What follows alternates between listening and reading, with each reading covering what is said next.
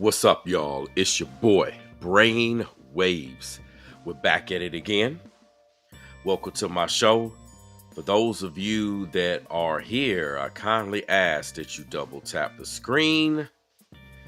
Also, if you're new, make sure you go ahead and subscribe. I greatly appreciate it. There's several ways you can support the platform.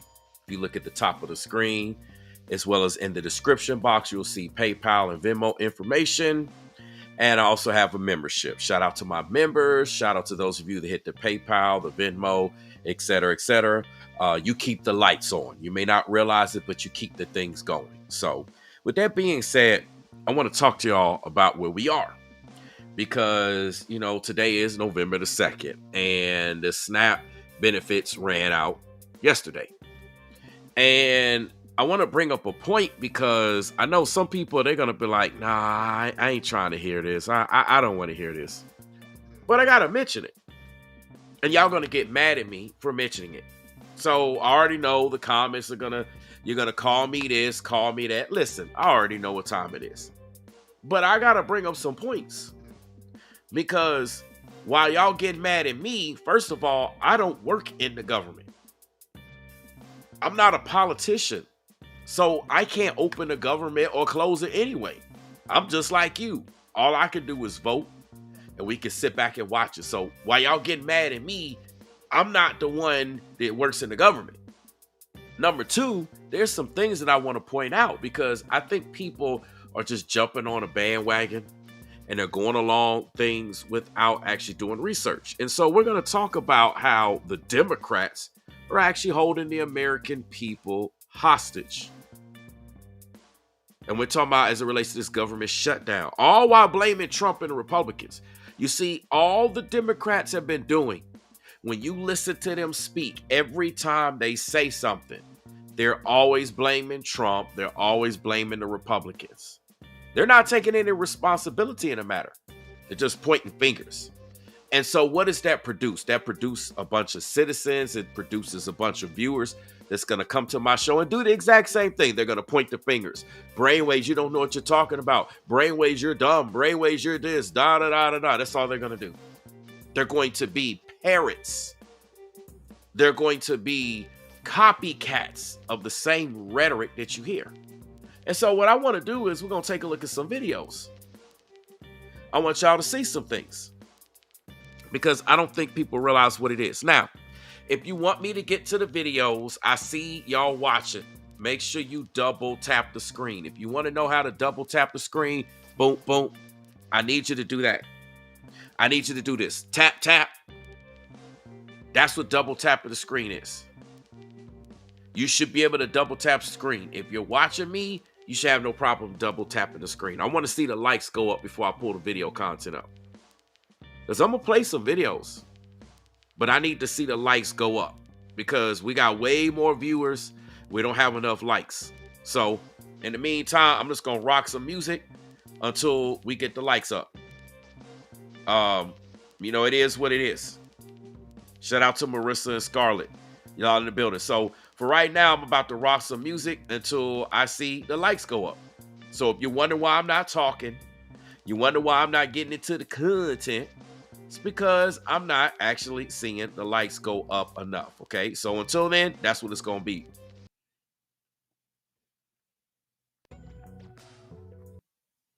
Let's see. Yeah, we'll let this music play until the likes go up enough. I see a couple of y'all hit the like button, but it's not enough. So when I see the likes go up, the content will continue. The videos will get going.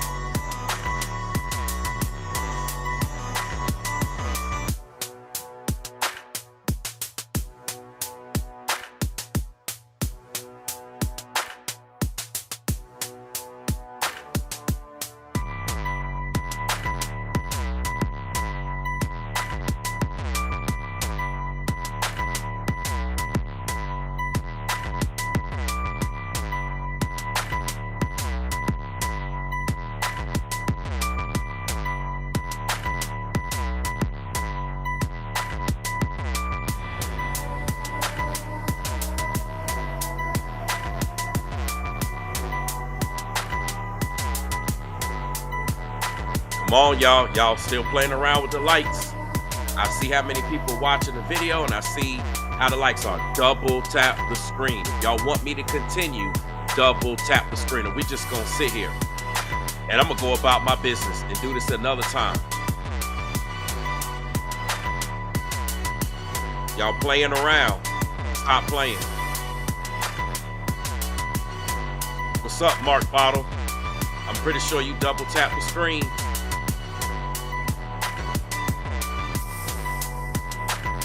Listen, I'll turn the music down. We'll get into the video content once I see the lights going up.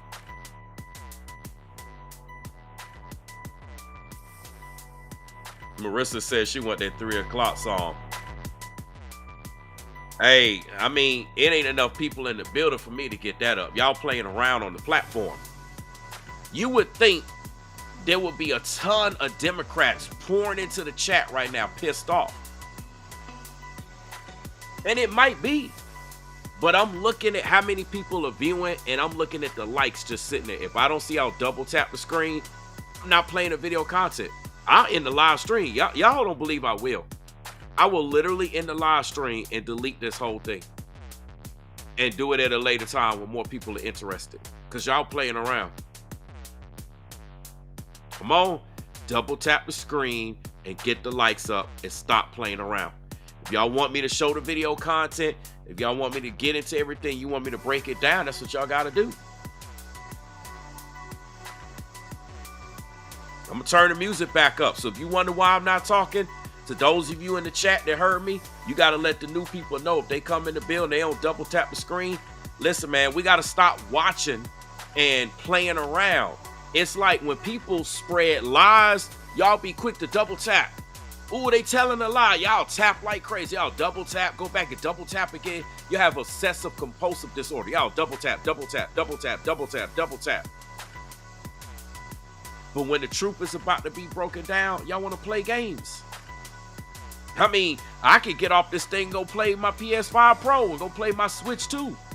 I got games I'm waiting to play right now.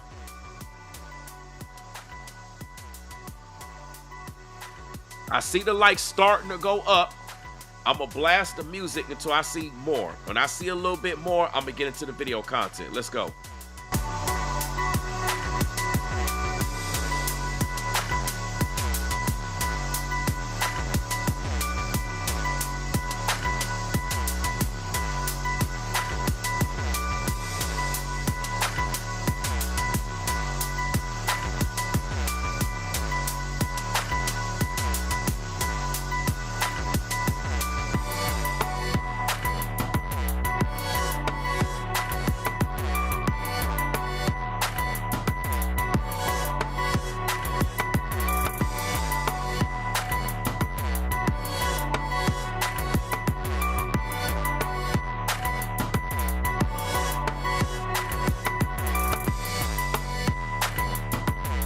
Okay, so I see people actually have hit the like button by double tapping the screen. They're getting the likes up.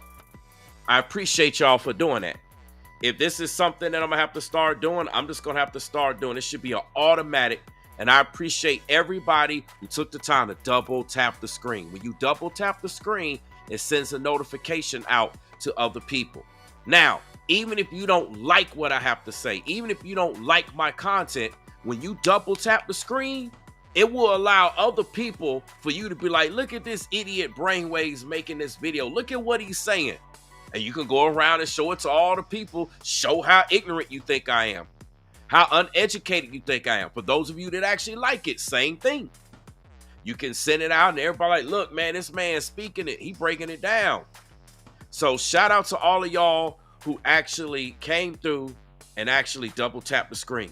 Because of your participation, we're going to get into the video content. So let's go ahead and pull up the first video. Now, we're here to talk about how the Democrats are actually the ones that are holding the American people hostage with the government shutdown. That's right. I didn't stutter. I didn't make a mistake. I didn't get my political parties crossed.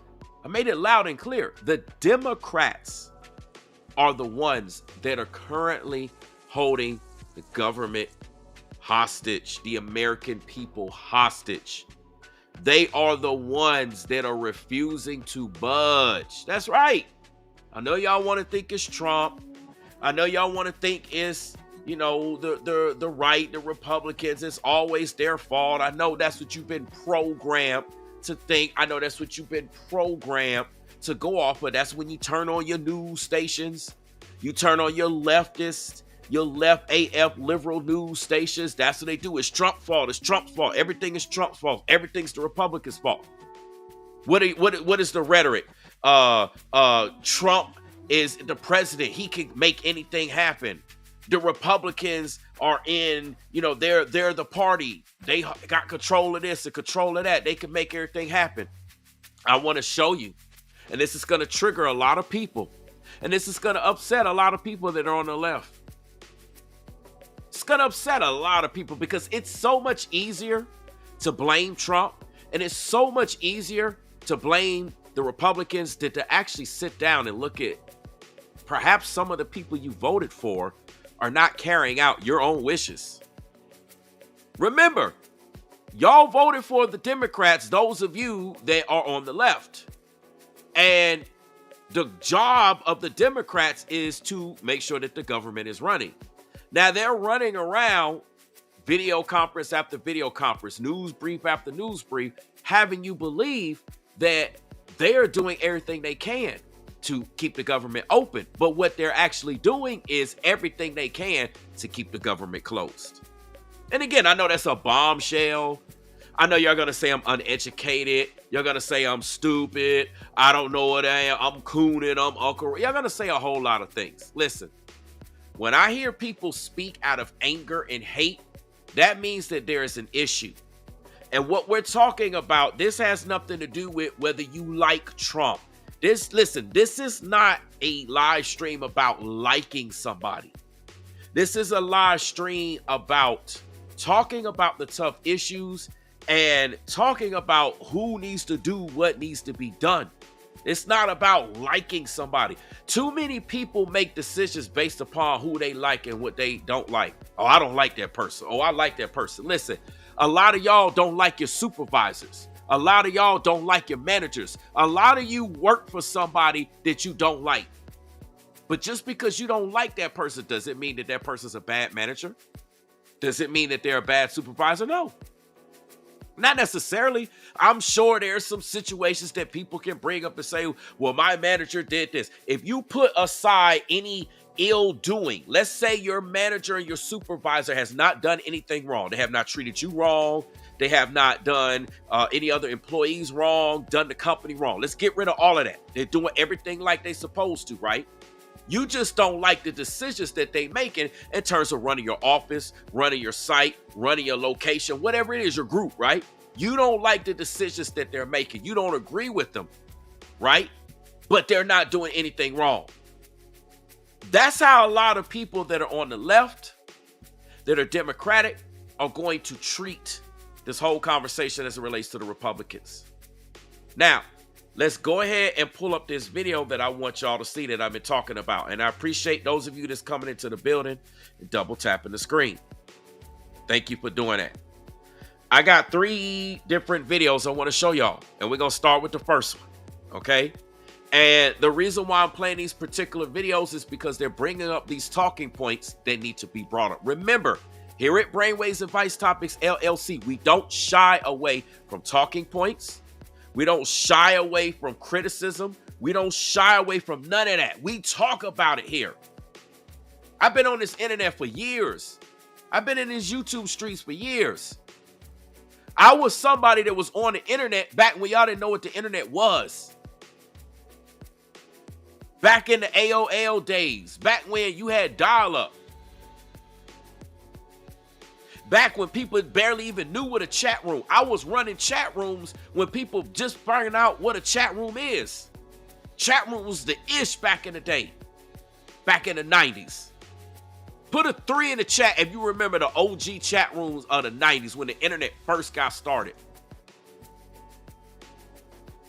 I've been at this thing for a long time, y'all. So let's get going with this first video.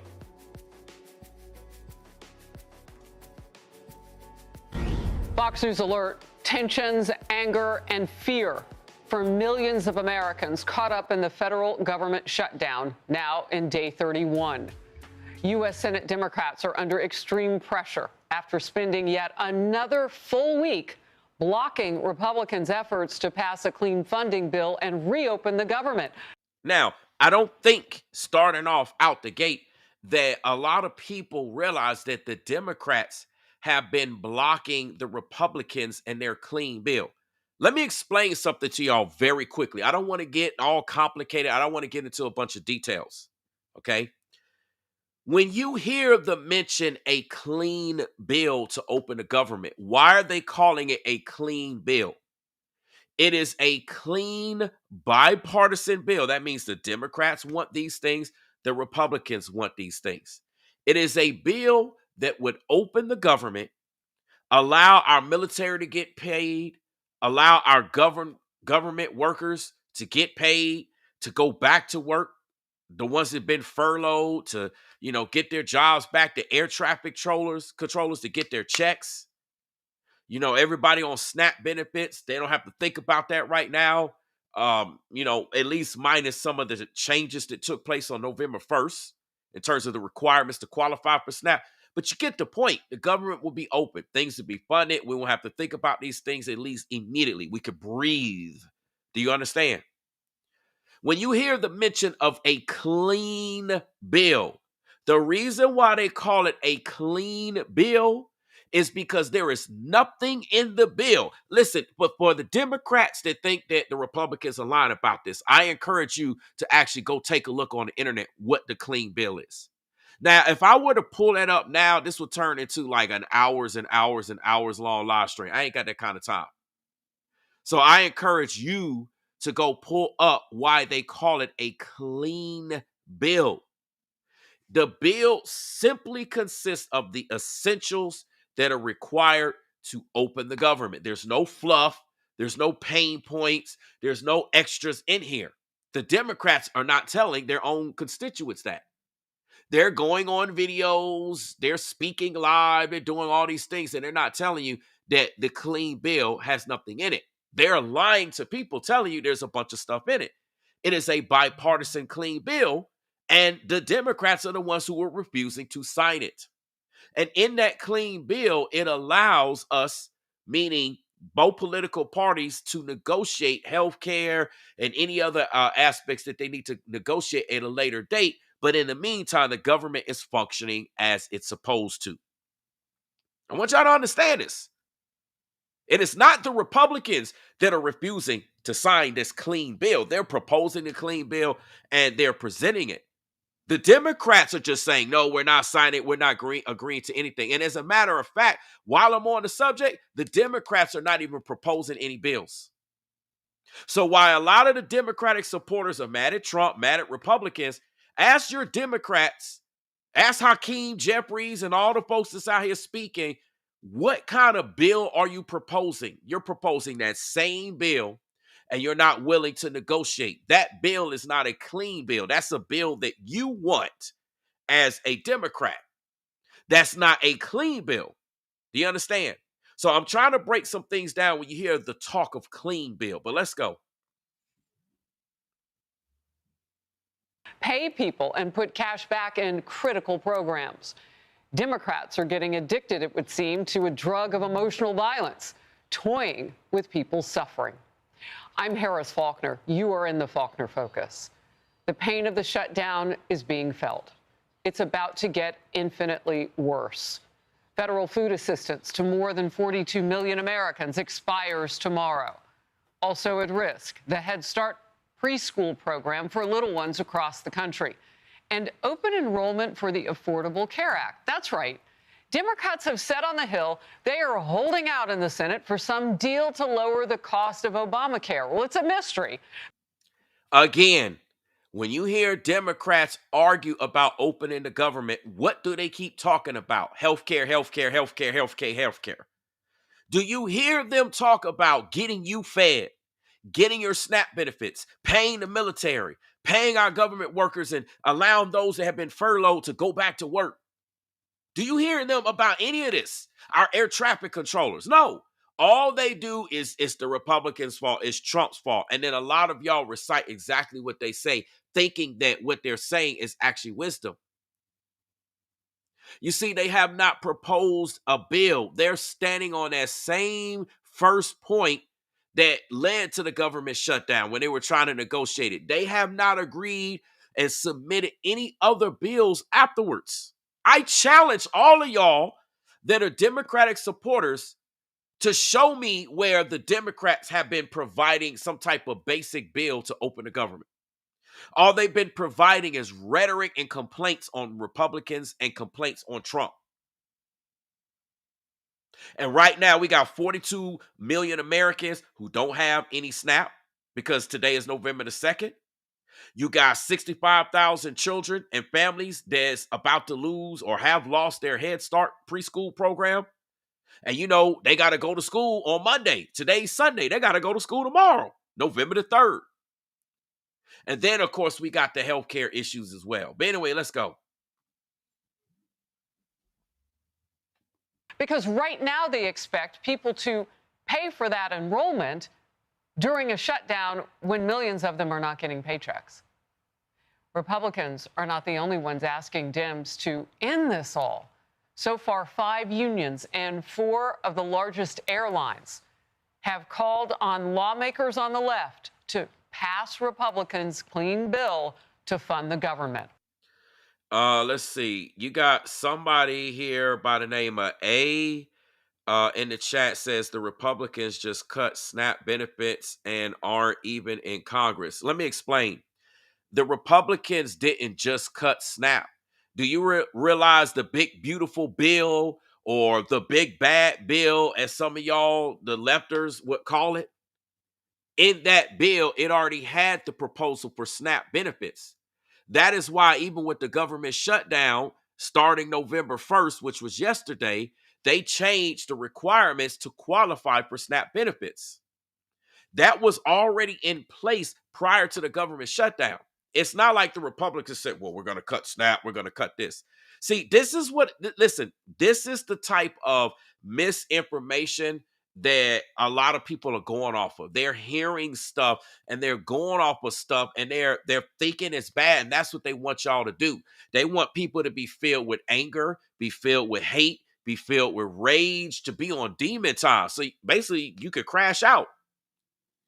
Right?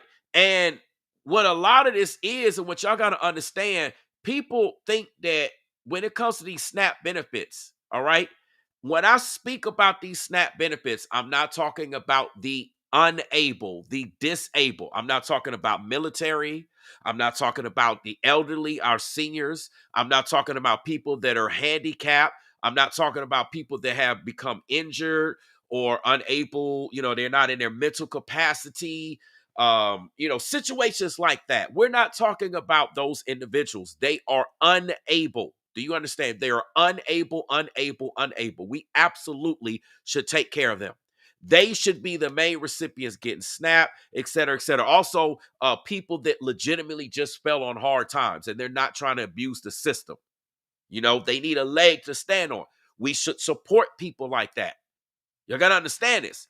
I'm talking about the majority of people that be on SNAP that are illegal immigrants that are not paying taxes and not paying into the system, which costs our health care to go up, what causes our taxes and other things to go up. Y'all wonder why they keep raising things. It's because people are utilizing the system. They're pulling from the system, but they're not putting nothing back. It's like your bank account. At some point in time, your money gonna have to go up. Some gonna have to go up. If you keep having charges come out your account, you having debits come out, but you're not having enough credits, and that's what's going on. So at some point in time, we gotta trim the fat, and that is why in the big beautiful bill, the requirements for SNAP was already in place for November 1st. Okay, it's not like, oh, the government shut down and the Republicans are sitting around and they haven't even came to Congress and they're not even trying to meet. The Republicans been trying to meet all day, every day. But when you try to come out and meet and the Democrats don't want to meet with you, it make it look like you not doing your job. Right? Also, I want Kelly Norris real quick. I want to ask Kelly Norris. Okay. Kelly Norris. And I told you, you're going to find all the lefters, all the liberals are going to come in here and call me all types of names. They're going to say I'm uneducated. They're going to say I'm dumb. Kelly, how can the government support SNAP? I want you to explain to me. You're saying they chose not to. Explain to me, Kelly, how can the government support SNAP without opening back up? Because this is what they do, y'all. Do you see how in the chat? Do you see how people are calling me names in the chat? These are the same people that call the Republicans names. They call Trump. All they do is go around calling people names. Notice how I haven't been calling them names, but they calling me names, right? Kelly Norris, I want you to put in the chat before I continue the video this is without opening the government. So without opening the government, how can we pay for SNAP right now? I want you to explain, since I'm supposed to be dumb. That's what y'all saying. I'm uneducated. I don't know what the hell I'm talking about, et cetera, et cetera, et cetera. So I want you, since you claim you got all the wisdom, all the knowledge, all the know-how, I want you to type in the chat, Kelly. Don't get tired. Don't get quiet now. I want Kelly Norris to type in the chat, without opening the government, how can we fund the SNAP benefits right now? I want to know so I can explain it to my audience. Since I'm supposed to be dumb, since I'm supposed to be uneducated, since I'm not smart, since I don't know what the hell I'm talking about, right? Because that's what all the lefters say. I want y'all to tell me, okay, explain to me then, how's the government supposed to fund the SNAP benefits for 42 million? You do notice SNAP costs 8 point something billion a month, right? You do know that, right? 8.4, whatever it is, whatever. Let's just round it down. $8 billion a month. So I want the liberal left, I want the Democrats in the building that are talking smack at me like I don't know what the hell I'm saying, to explain to me so I can explain it to my audience how we're supposed to fund SNAP. I'm just saying, I don't want to hear nothing about it's the Republicans' fault. No, explain to me how we're supposed to fund SNAP. Don't blame nobody. I need to know how, because y'all saying I'm wrong. So explain to me how I'm wrong. And if you can't explain to me and present where the money's coming from, we're talking about over $8 billion per month as it currently stands. Where is the money going to come from? And you notice how I haven't heard anything from Kelly Norris. And this is what I'm talking about, man. This is exactly what I be talking about. Okay, so I see this Craig guy says taxes, right? Craig Musa is saying taxes, right? Okay, so you say that taxes are how we're supposed to pay SNAP. Do you realize how much taxes will have to go up to come up and finance 8 whatever billion dollars a month? I don't think you're really thinking about it. Do you realize how much taxes it would cost on people? We're talking about not millions of dollars, billion with a B, as in boy, as in Bob. How much taxes do you actually think that it's proposed a reasonable amount to raise taxes that much? Do you realize how much that would cost everybody? Like, that's not the solution. I mean, this is crazy. Taxes, listen, we've been raising taxes all along. Taxes is not even, listen, you know what? Let me just play the video, man. I'm going to play the video because, y'all, I tell you, man, I see where this is going. I see exactly where this is going. Let's play the video. Watch this. Let me run this back. And open enrollment for the Affordable Care Act. That's right. Democrats have said on the Hill they are holding out in the Senate for some deal to lower the cost of Obamacare. Well, it's a mystery because right now they expect people to pay for that enrollment during a shutdown. And I meant to do this real quick in the chat. Let me do this. Let me do this real quick in the chat. Give me 1 second here. I want to show you something. Right? You got somebody here by the name of Jeremy says, "Damn, this guy is stupid." Let me show you how stupid I am, Jeremy. Guess what? You got yourself on the block list. Everybody congratulate Jeremy for getting on the block list. That's how stupid I am, Jeremy. You've gotten yourself on the block list. Congratulations, Jeremy. Wow. Let's continue the video. When millions of them are not getting paychecks. Republicans are not the only ones asking Dems to end this all. So far, 5 unions and I want the Democrats to say, why are the American Federation of Government Employees, these are unions, they're speaking out about this. They're putting pressure on the Democrats. They're not, listen, you got to understand this. That's one. We have Southwest Airlines Pilot Association. That's another union. Come on now. 4 of the largest airlines have called on. We have the Allied Pilot Association. Lawmakers on the left to National Air Traffic Controllers Association. Pass Republicans' clean bill to fund the government. International Brotherhood of Teamsters. Watch this. And you have United. They're asking the left. They're not asking the right. They're asking the left. You would say, why are they asking the left? Why are they asking the Democrats to fund the government, to open it back up? We'll find out.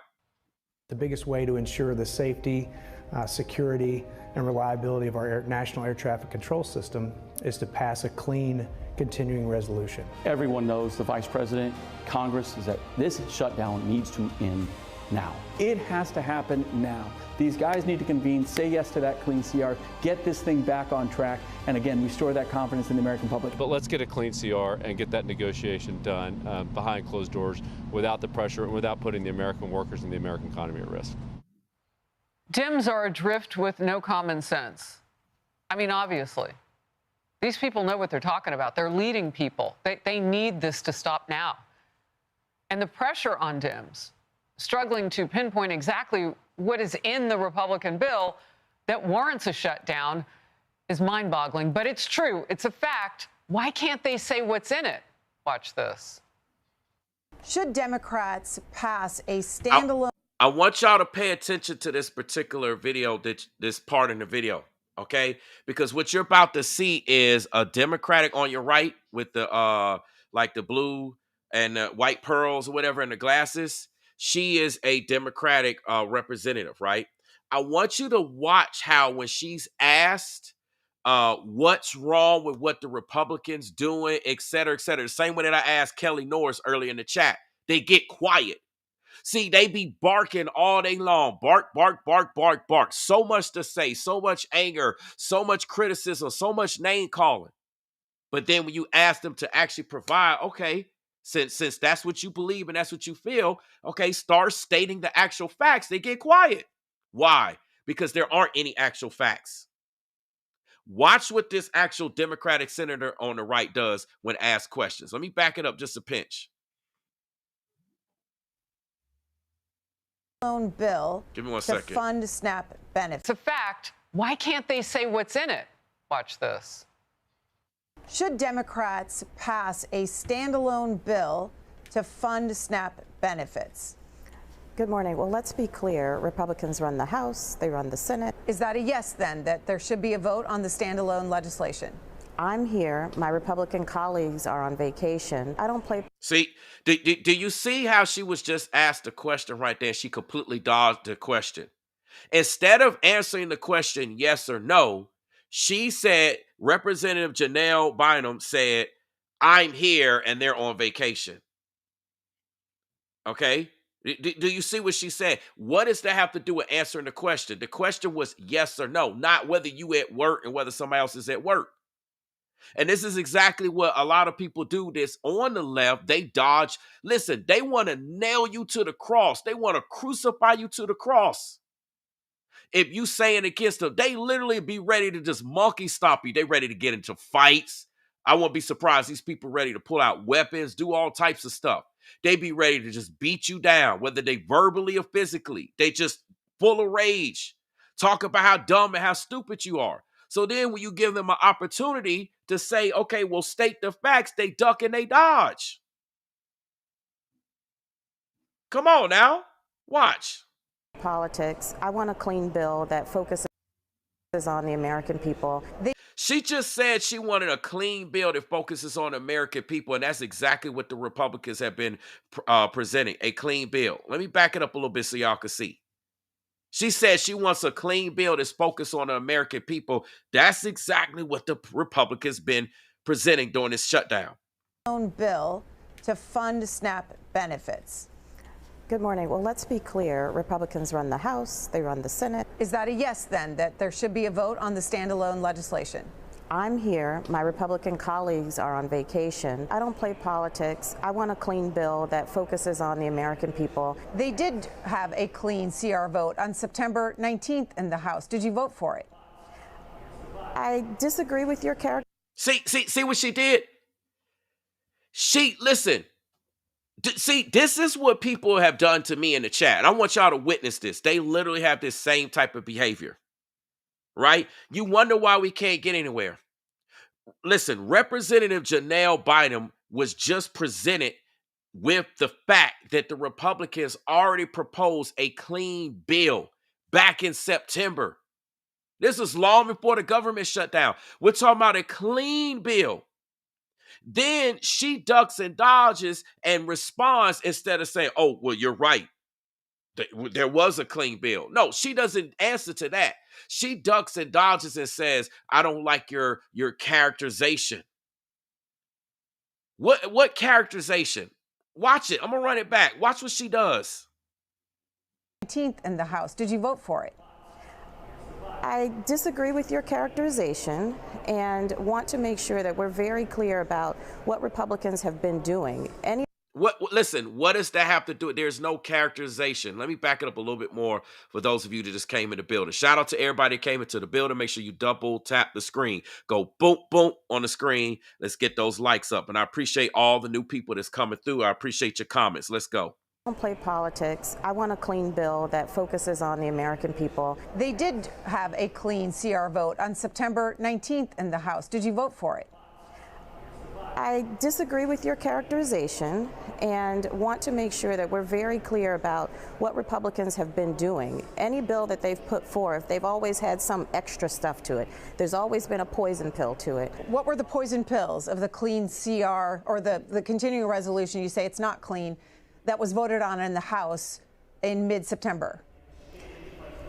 Here's what's important. I think what you're trying to do is shift the responsibility to Democrats. She doesn't know.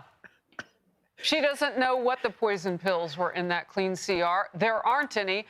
And again, for all you liberal AF lefters that are in the chat calling me names, I know none of you can even point out what are the so-called poison pills in the bill that the Republican has. Because y'all doing a lot of talking.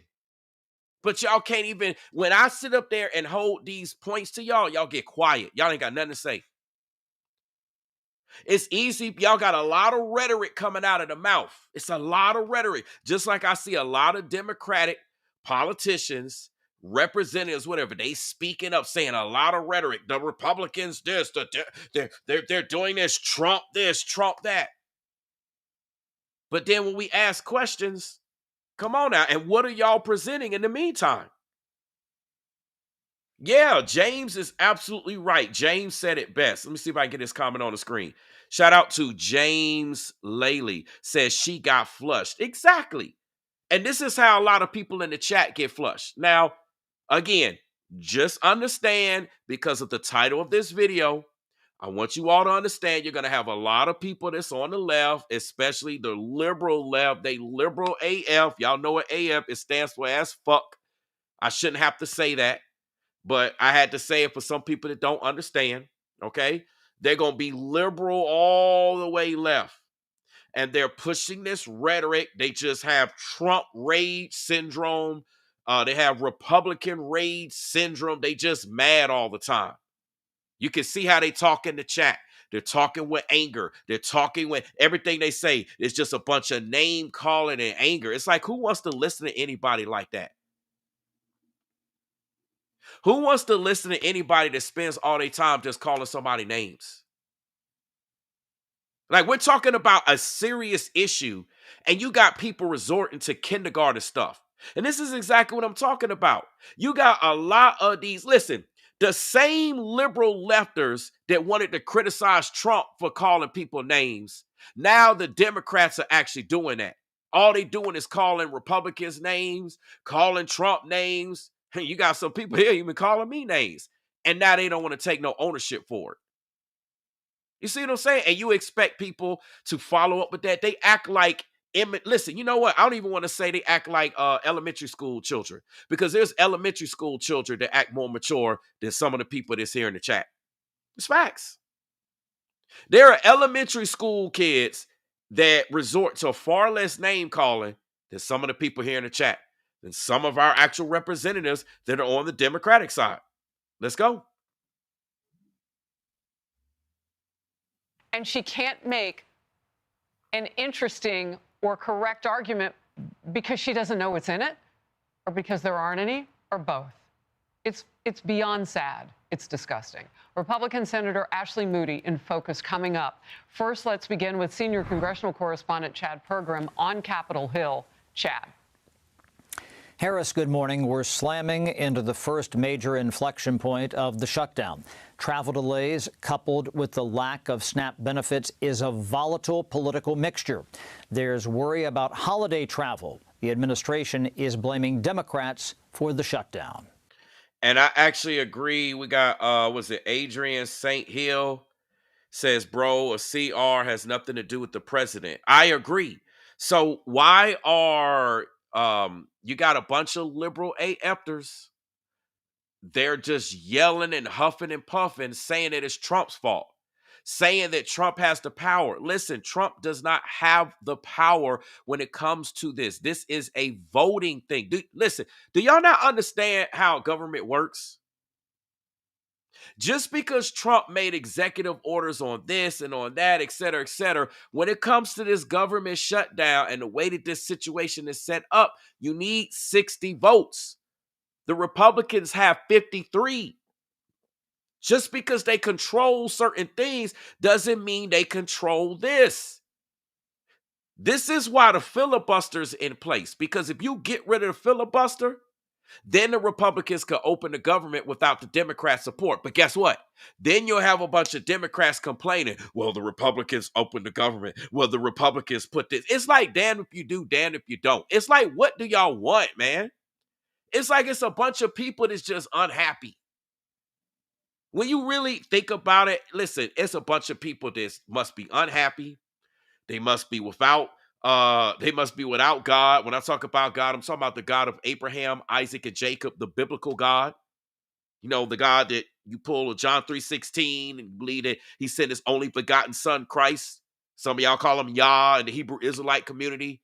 That he died for our sins, the shedding of his blood, so we could be forgiven of that. We can have everlasting life. You know, like that God, you know what I'm saying? It's like, where's the peace, man? It's so much rage, and I get it.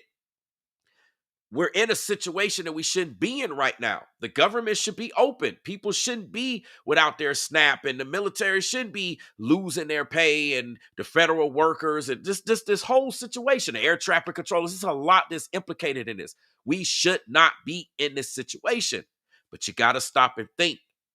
Who is not allowing the opportunities to go forth? And right now, it's the Democrats holding things hostage. It's not the Republicans. I know y'all mad. I know y'all upset. I know this makes your blood boil to hear me say that. But you know, the truth hurts. Let's go.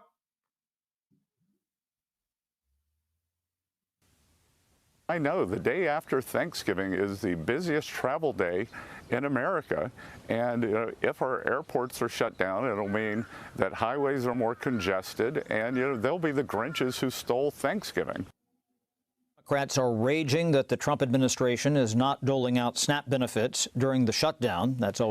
How can this again? This is what I had asked Kelly Norris that came into the building earlier. I asked Kelly Norris, how are the SNAP benefits supposed to be funded? She got quiet and she left. She was calling me names, telling me how dumb I am, telling me what I'm talking don't make sense. So I asked her, how are we supposed to fund the government? We talk about over $8 billion per month, not million, $billion. You had one other person who said taxes. How the hell are you going to raise taxes to cover $8 billion per month? Not $8 billion per year, $8 billion per month. I don't think people comprehend how much money that is. And so while these Democrats are saying, the money's there, no, it's not. Even if you pull from the emergency fund, it's still barely even enough. It won't even make it 2 weeks. I don't think people are thinking we don't have the money if the government's not open. It's just like you on your job, your 9 to 5, right? You don't work your 9 to 5 no more. So you're not getting income coming. You're not getting no severance package. You're not getting no paid time off. You're not getting nothing. You lost your job. You got laid off. I don't know, whatever it is. And you got no package. You got no money coming in. You don't even have certain resources that would allow you to generate money. And then you're asking people to pay for things that are extremely expensive. It's not making any sense, man. And then we're not even getting into accounting. Then you got somebody here that came in here and says, Jack Burke, they are still collecting taxes, fool. So again, if they're collecting taxes, then why is there not money for SNAP? Have you heard of a deficit? See, like, this is what I'm talking about. It's like people are absolutely uneducated. Listen, you're talking about people getting taxed, but yet our taxes went down. Our taxes got reduced. I think y'all forgot about that when you file your income taxes. Remember all those tax breaks, all those tax benefits to even you? It wasn't just the rich. I think y'all forgot about that back in January through April 15th. Oh, have we forgotten? Do you actually think that that tax revenue that got to cover every single thing in the government is covering 8 point whatever billion dollars on top of everything? I tell you, man, listen, some people have no understanding of finance. Y'all have no understanding of finance and how it works. I would like to see how your personal finances are in your household. I would like to see how you actually manage your personal finances and what kind of investments and where your revenue's coming in and what percentage of this is going to that, etc. I would really like to see and would like to see what your plans are. Because a lot of people are talking and they in bad financial situations themselves. And I'm talking about prior to the government shutdown. Come on now, let's go. Always happened during previous shutdowns. House Minority Leader Hakeem Jeffries tore into the GOP for saying it could not provide SNAP benefits. Republicans hold press conferences every day, and you know what they do? They lie to the American people, and they haven't spoken to Hakeem Jeffries. State how the Republicans are lying to the American people. See, let me make something clear. You got content creators on YouTube, right? Make sure y'all double tap the screen and shout out to those of you that are doing just that.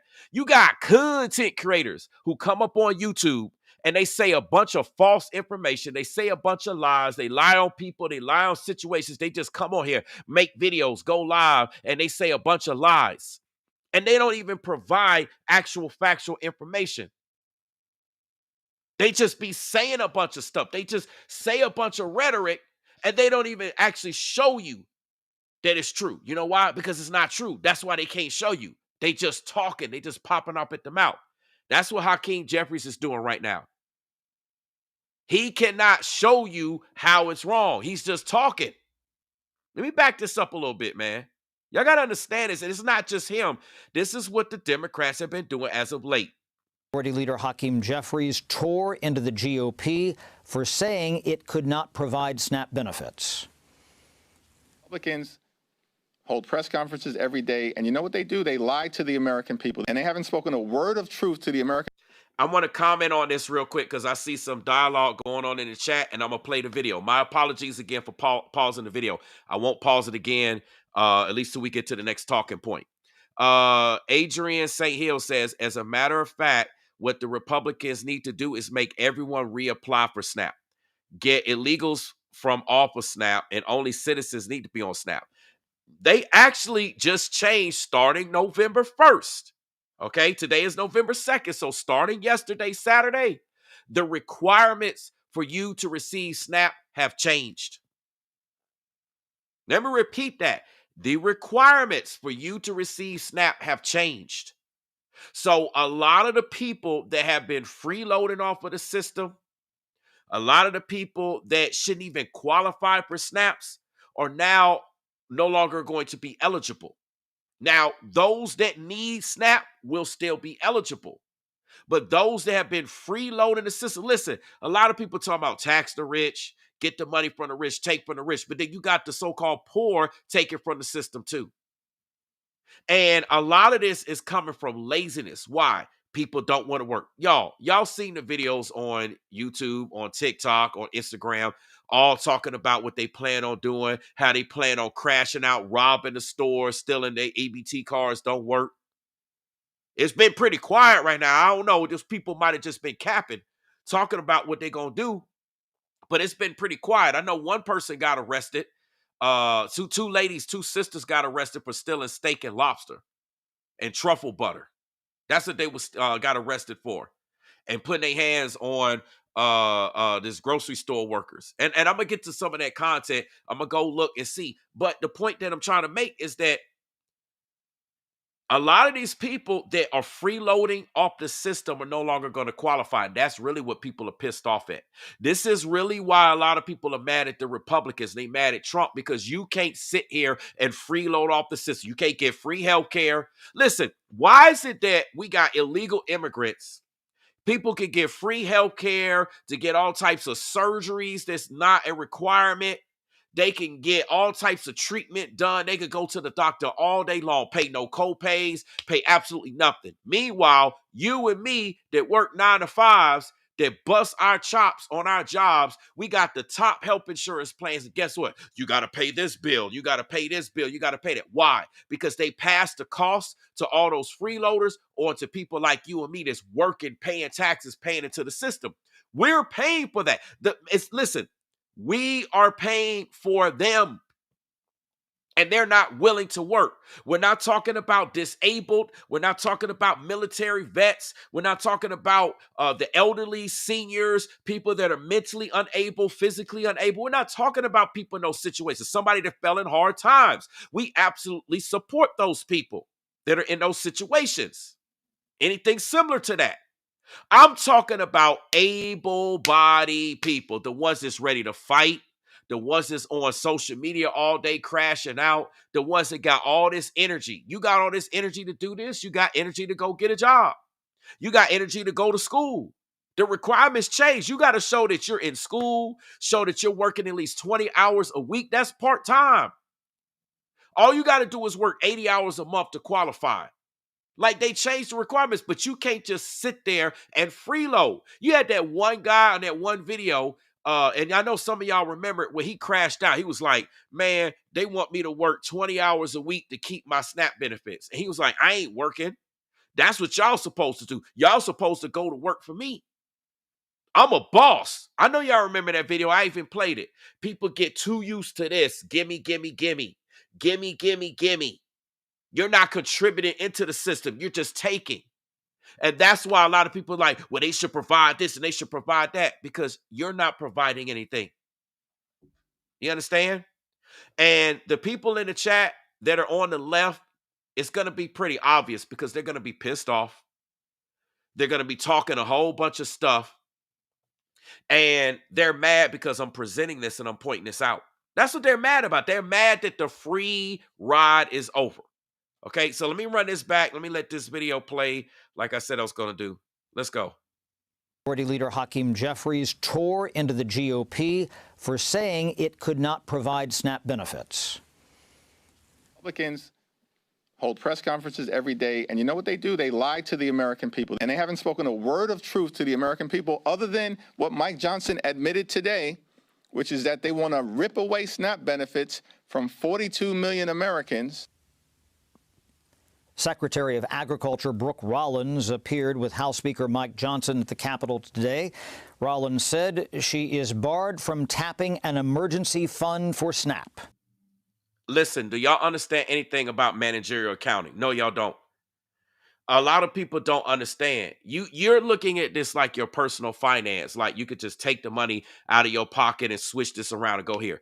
Anytime you have a legitimate organization, a company, an entity, in this case, a country, you can't just take money from one place and move it to another place. You can't do that without legal approval. It's got to be so many things that take place. And a lot of people don't understand that. They're looking at, oh, well, there's money there. And the money's not actually there. I want somebody, listen, to all you liberal AFers, right? This just talking at me like I'm dumb and I don't know what I'm talking about, because that's what y'all specialize in.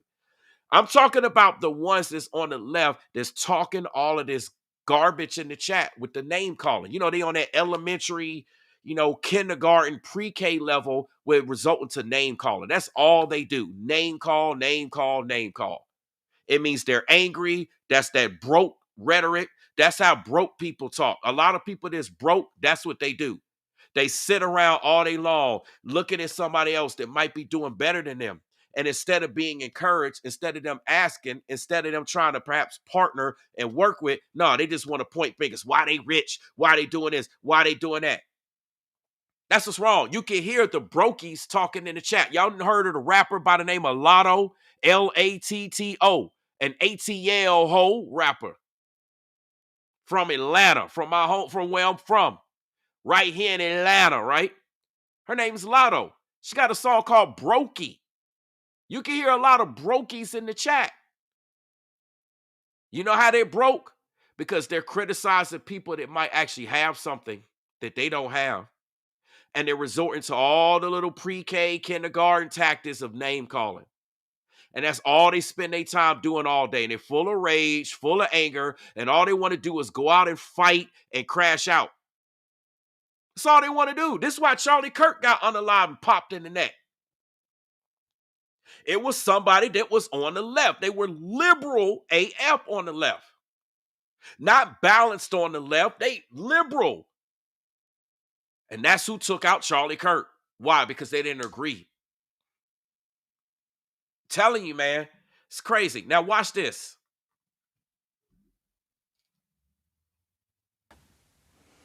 That's the contingency fund that we would use to send more money into the vulnerable communities that are harmed by a specific event like a hurricane.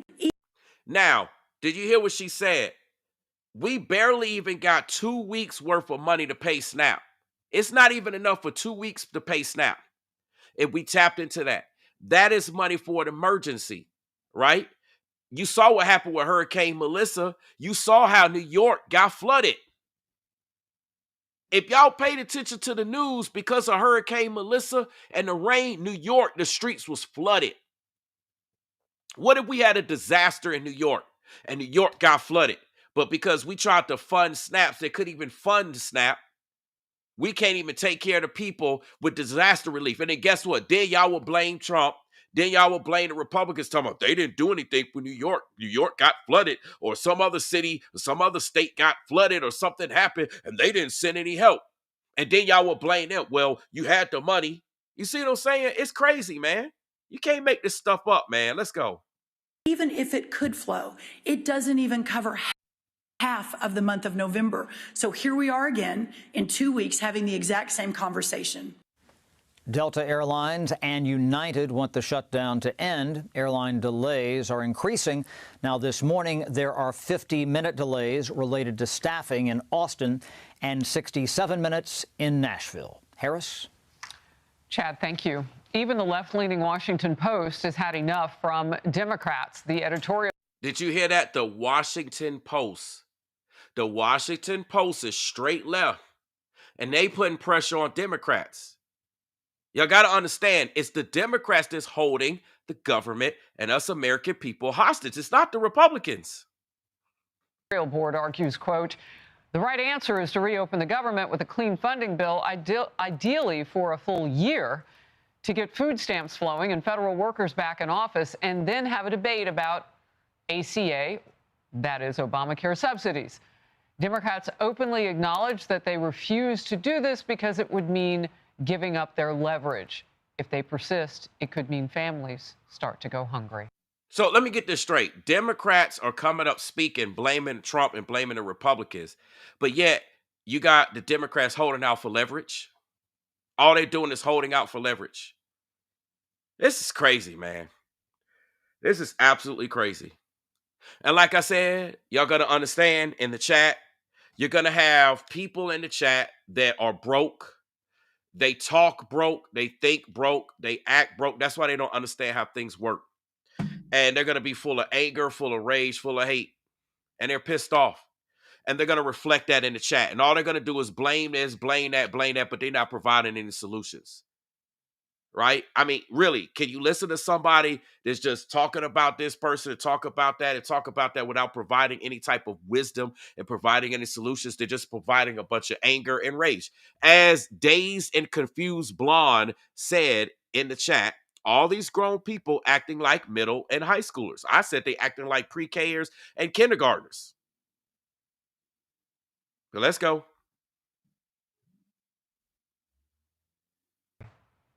Senator Ashley Moody, Republican of Florida, member of Joint Economic, Judiciary, and Homeland Security Committees. Great to have you today. Break this down for me and tell me, are there any signs of something happening before the expiration of SNAP? Well, I am so glad that you showed some of those clips and the responses of the Democrats. What's becoming abundantly clear is they cannot explain, even when being pleaded to by liberal-leaning organizations, unions, liberal media outlets, on and on and on. Let me comment on this. First of all, I got a video that I'm actually about to play in response to this. We got Noel with an E says, no, the Republicans are holding out on electing the new official. That's not true. Under a government shutdown, they're literally following the same play that Nancy Pelosi put into place. See, you got to understand when people talking, they're just talking one-sided. See, Nancy Pelosi put this in place. You know, a Democrat, y'all do know who Nancy Pelosi is, right? You know, Democratic speaker, you know, the House, y'all kind of remember this thing. She put this in place that under government shutdowns, you can't swear in officials.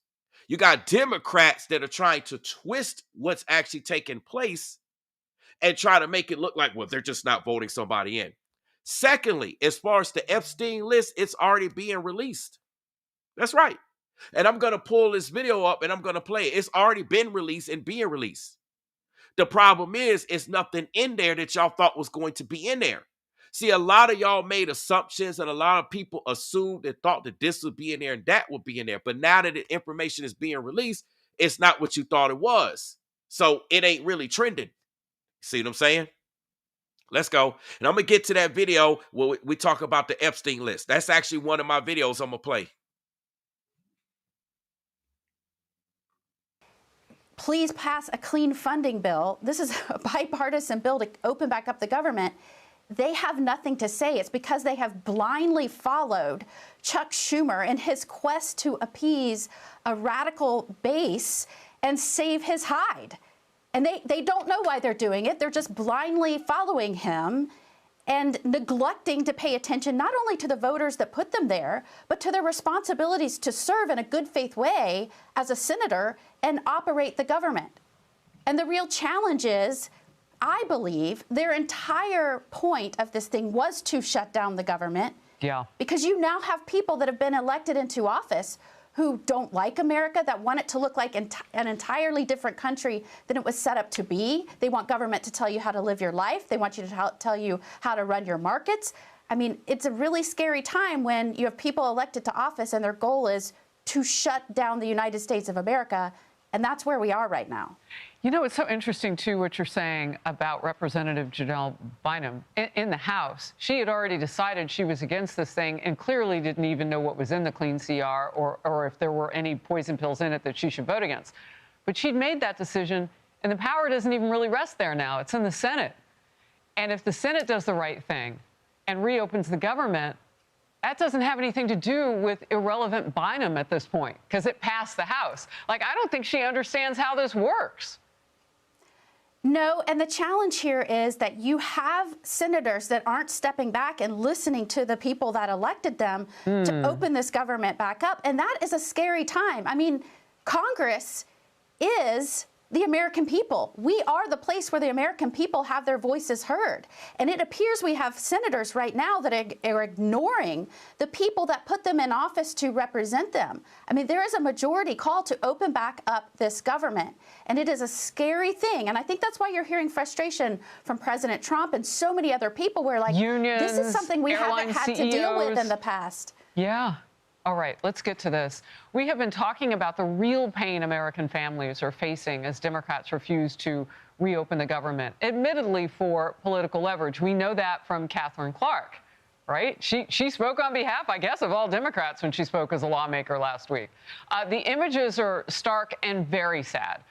People are already lining up for food assistance at pantries across America, and many of those facilities cannot keep up with the now empty shelves. I mean, just in days. And the people who defend our nation are hit hard, too. Many military families live paycheck to paycheck, especially those who've just entered, those younger fighters that we have. And so their early salaries matter, and they qualify for them to make federal food assistance. So they're banking on this not expiring this weekend. This video from a YMCA in Killeen, Texas, operates a food bank for service members. It has been overwhelmed with service members bracing for missed paychecks soon if the government stays closed. Watch this. Many folks are deployed right now overseas from Fort Hood or from other locations. And the last thing you want to have when you're deployed overseas is be worrying about the next paycheck and how do you take care of your family who are back wherever they live in the U.S.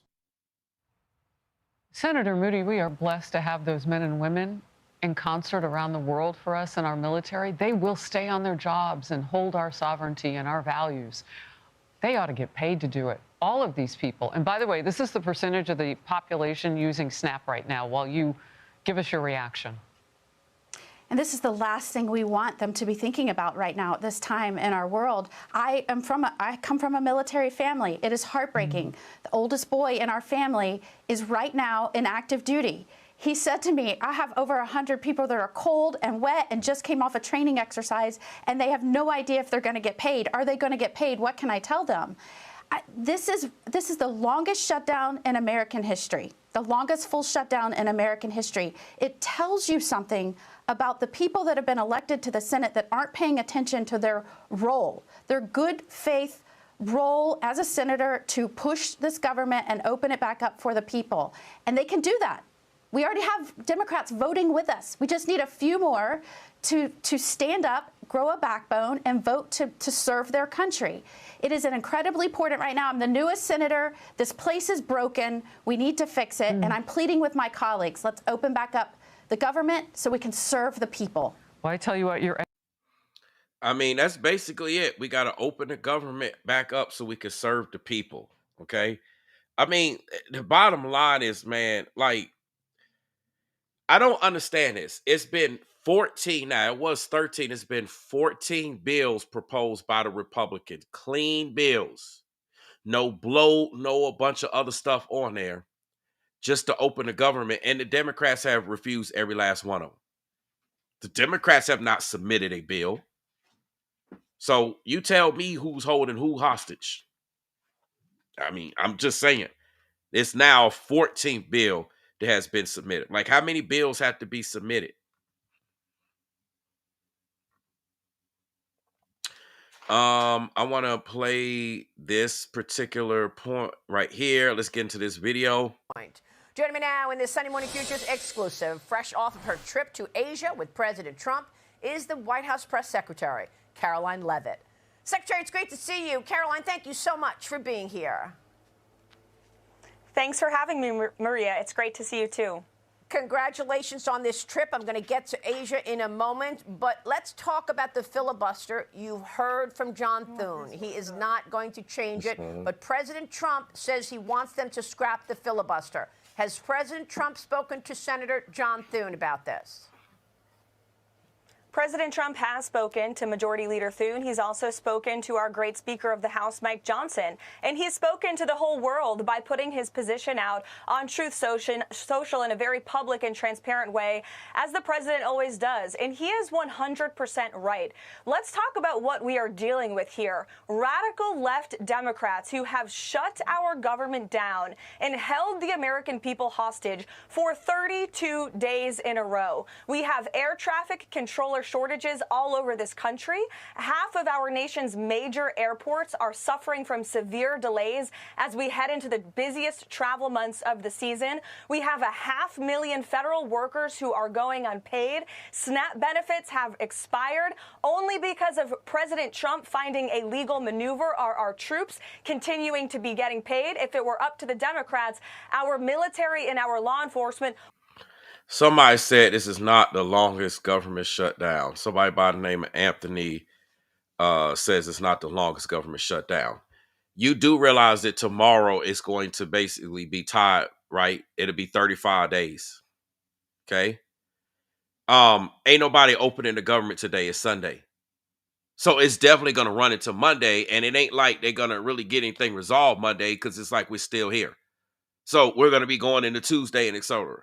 So, yeah, we are looking at the longest government shutdown because it ain't like, oh, okay, they agree to something and they're about to get something issued. We're nowhere near that right now. Come on now. Let's go.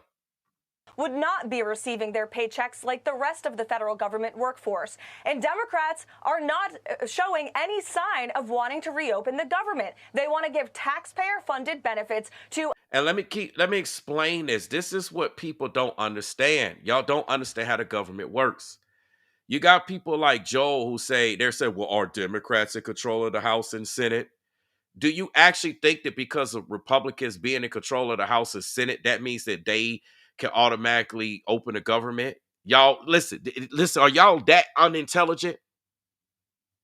Because that's the rhetoric that I hear out of the left. They're like, well, the Republicans control the House. The Republicans control the Senate. They got Trump as the president. He's a Republican, so they control everything. They could open the government if they want. Y'all believe that ignorance?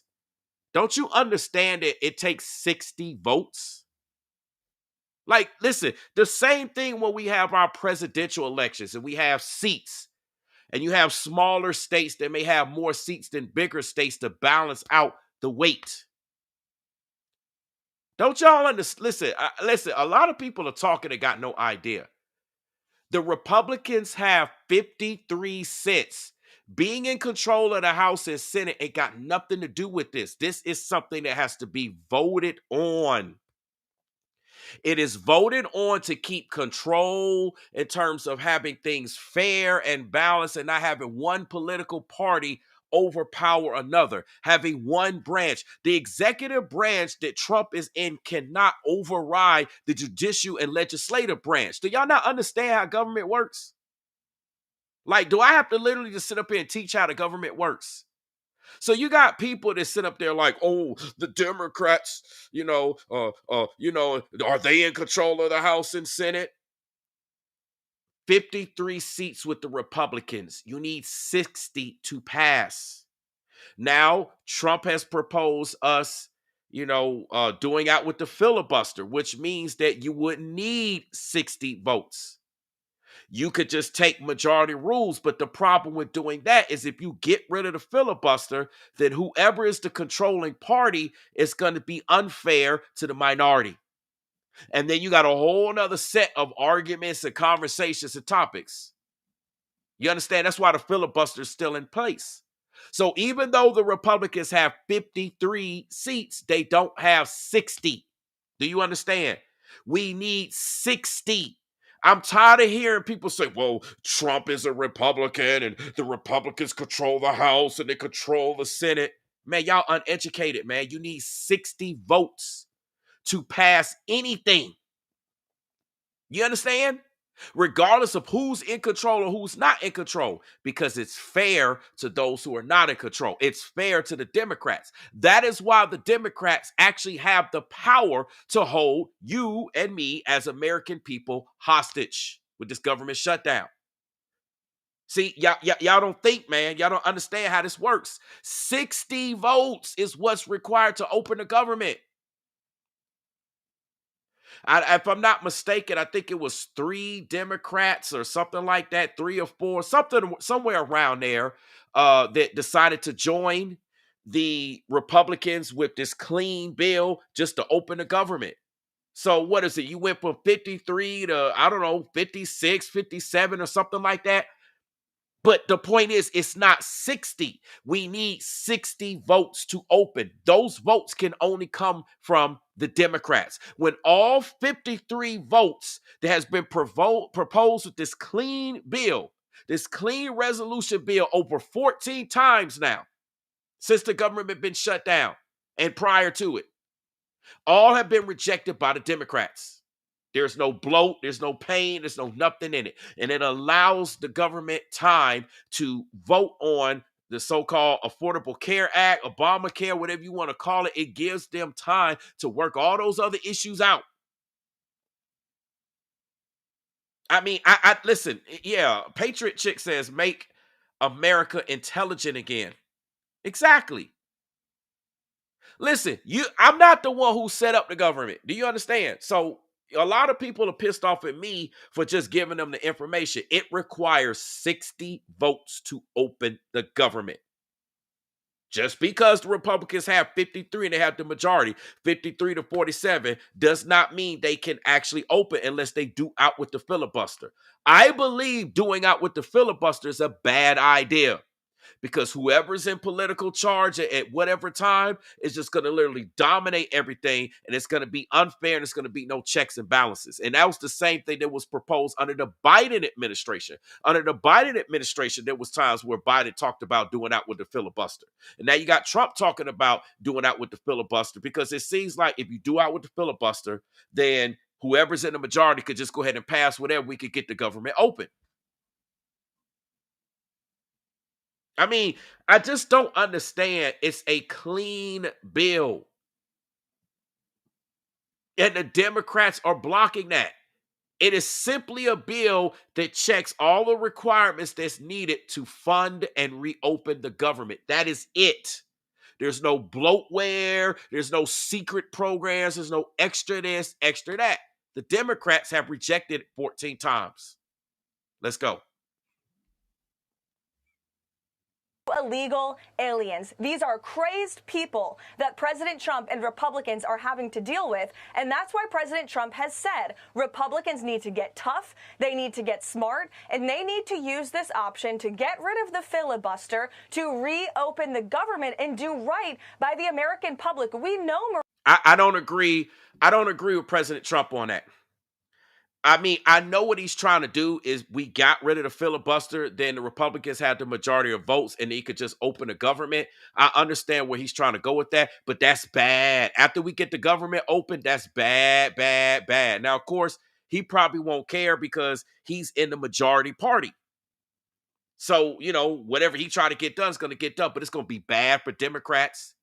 If the Democrats actually, ever take control or what have you, during the next set of elections or what have you, then it'll be bad for Republicans. Republicans will be shut down, especially if the Democrats take the majority of this, the majority of that. It's just bad. Y'all got to understand, if the government is structured the way it is to provide checks and balances, okay? Checks and balances. But anyway, let's go.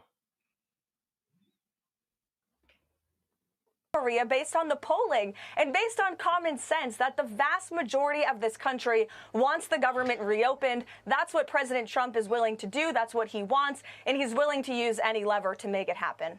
Well, it's got to happen soon. The government must Let me explain something here. Anthony Hawkins says, does it sound like a good bill if it's been rejected 16 times? First of all, it's 14 times.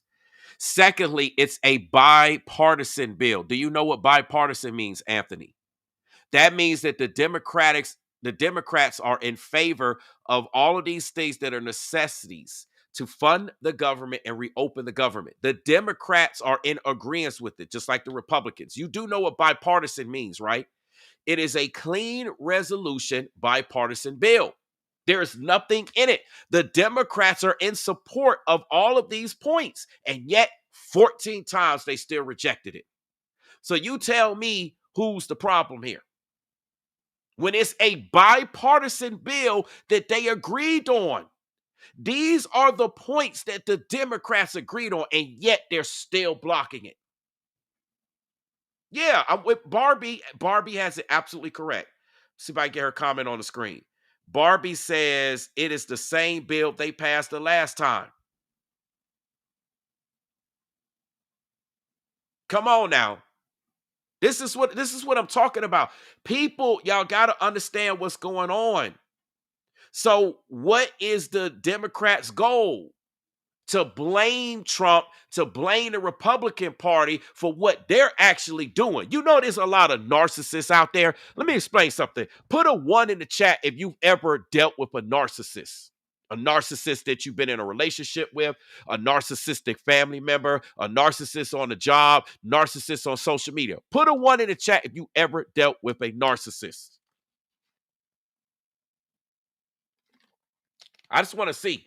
Has anybody ever dealt with a narcissist? Is it just me?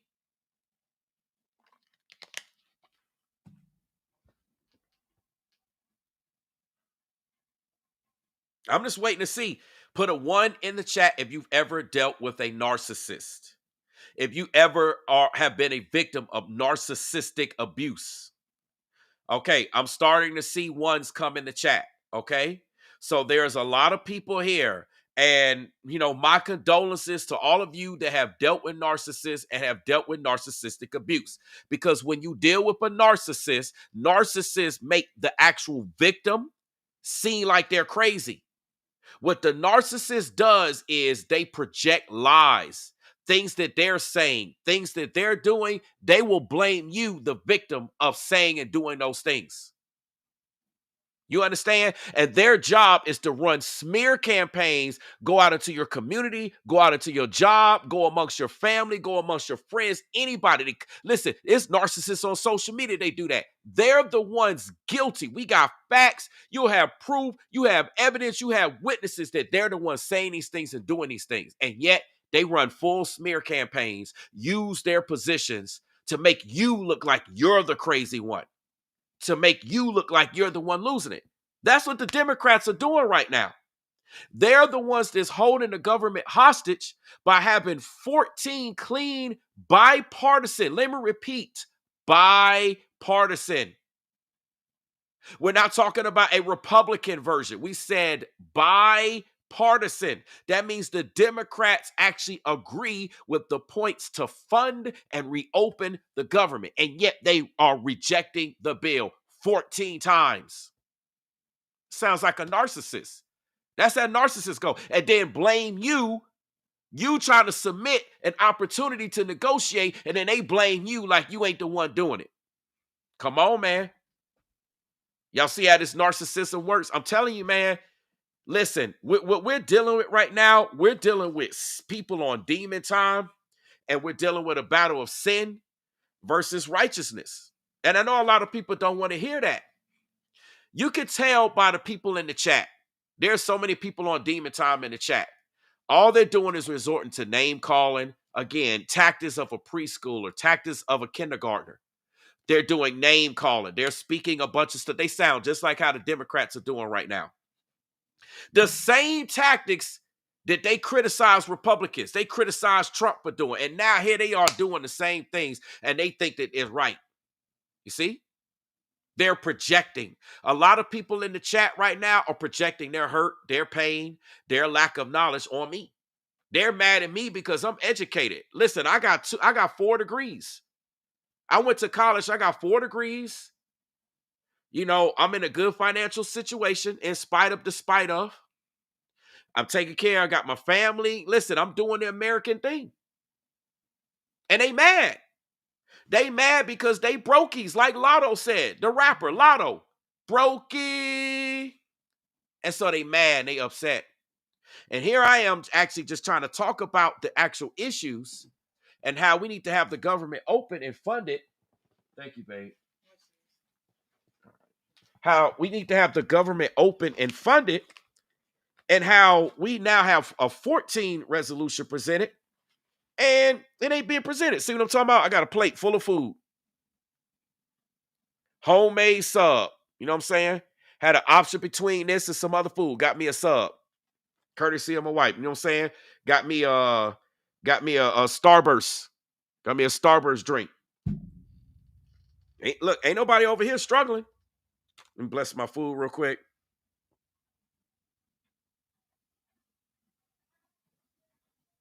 All right, let's get it in.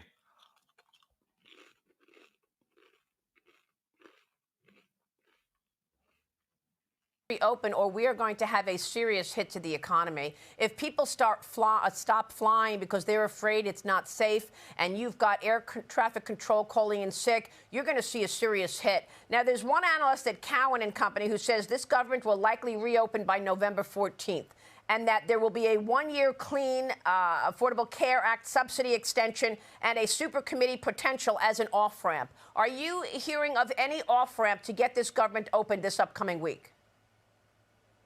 We certainly hope so. Look, we hope the government opens tomorrow. We have been saying this for 32 days in a row. The Democrats want to try to renegotiate the entire healthcare system that they created, by the way, and that's why they're holding the government hostage. They want to add $1.7 trillion of new spending and, again, give taxpayer-funded Medicaid to illegal aliens. That is a red line in the sand for President Trump and Republicans. He campaigned on ending that, and he did it with the passage of the One Big Beautiful Bill. And so Republicans and President Trump want to reopen the government, and then we can discuss tackling these very important issues before us. How can we fix our healthcare system? There is no one more committed to answering and solving that question than President Donald Trump. That's why you've seen him work tirelessly to negotiate good deals with Big Pharma to bring down the cost of prescription drugs in this country. That's why you saw him pass the largest tax cuts for working families and American consumers in history to put more money back into their pockets. He is committed to delivering on these issues, but not while we are holding the entire federal government and our country hostage. Caroline. Listen, y'all, the government is being held hostage. You got people talking about me. You got people talking about my napkins.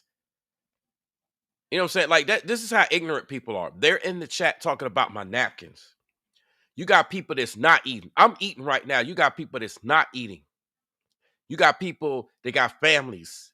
You got people that can't afford to go to school, afford to pay their bills, afford to go here, got stuff getting turned off or about to get turned off, et cetera, et cetera, et cetera. And people are laughing in the chat, joking about ignorant stuff. See, this is what I'm talking about. This is a real conversation. This is a real serious topic, and yet people are playing around joking. People are criticizing. People are saying a lot of stuff that just don't make any sense.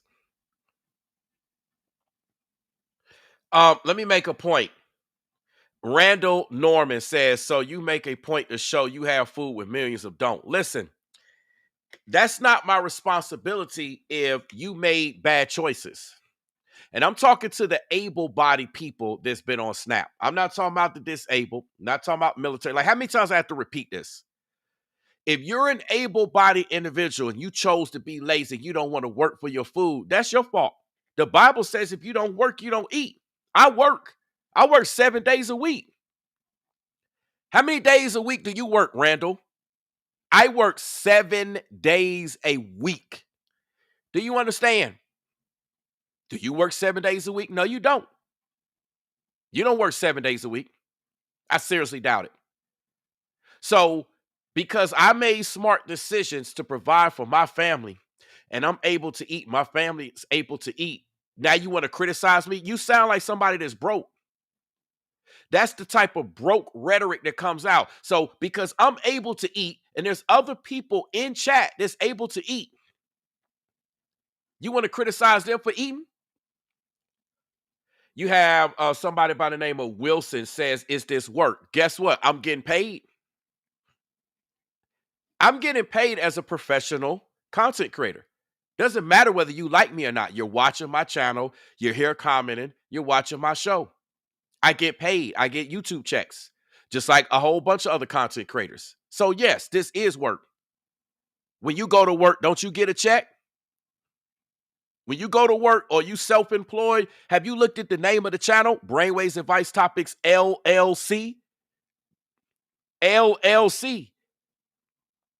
Do you not realize that I'm at work right now? See, to provide this conversation, to provide this content, this is work. And guess what? You're going to have broke people insulting and saying, well, I'm at work. So let me get this straight. I can't eat while I'm at work. Let me get this straight. When you go to your job, you're entitled to a lunch break. I'm eating while I'm still on here working. I should shut the stream down and go eat. But yet I'm eating while I'm still working. I'm at the desk still eating and working and grinding. See, I'm not a lazy brokey. I bust my chops every single day of the week to provide food for not only myself, but my family. I'm not criticizing anybody that fell on hard times, anybody that's disabled, anybody that's unable, et cetera, et cetera. We're talking about these able-bodied individuals that just want to freeload off of the system. They want to be lazy. Y'all do know that's one of the 7 deadly sins, right? Sloth. Let me put that on the screen. I'm going to have to remind y'all, man. Let's see if I can get this pulled up before we continue the video. Let's see. Yeah, this what I want to show y'all. Let's see. We'll take a look at. Oh, that's not quite how I want it to. Can I get it like this? Okay, here we go. This is what I wanted to have open. So let me get this on the screen. Give me 1 second, y'all. We're going to continue the video. I got to show y'all the 7 deadly sins. Okay. What we're looking at right here, I'm going to put it front and center in the middle. What we're looking at is, matter of fact, let me try to, so y'all can really make out what's on here. Okay. 7 deadly sins. If you look right in the middle, you got sloth, which is laziness. See how people want to lay around and sleep all day? You have so many people, millions of people on the SNAP benefits that don't work, not trying to work, not trying to get off of it, and they want to be lazy.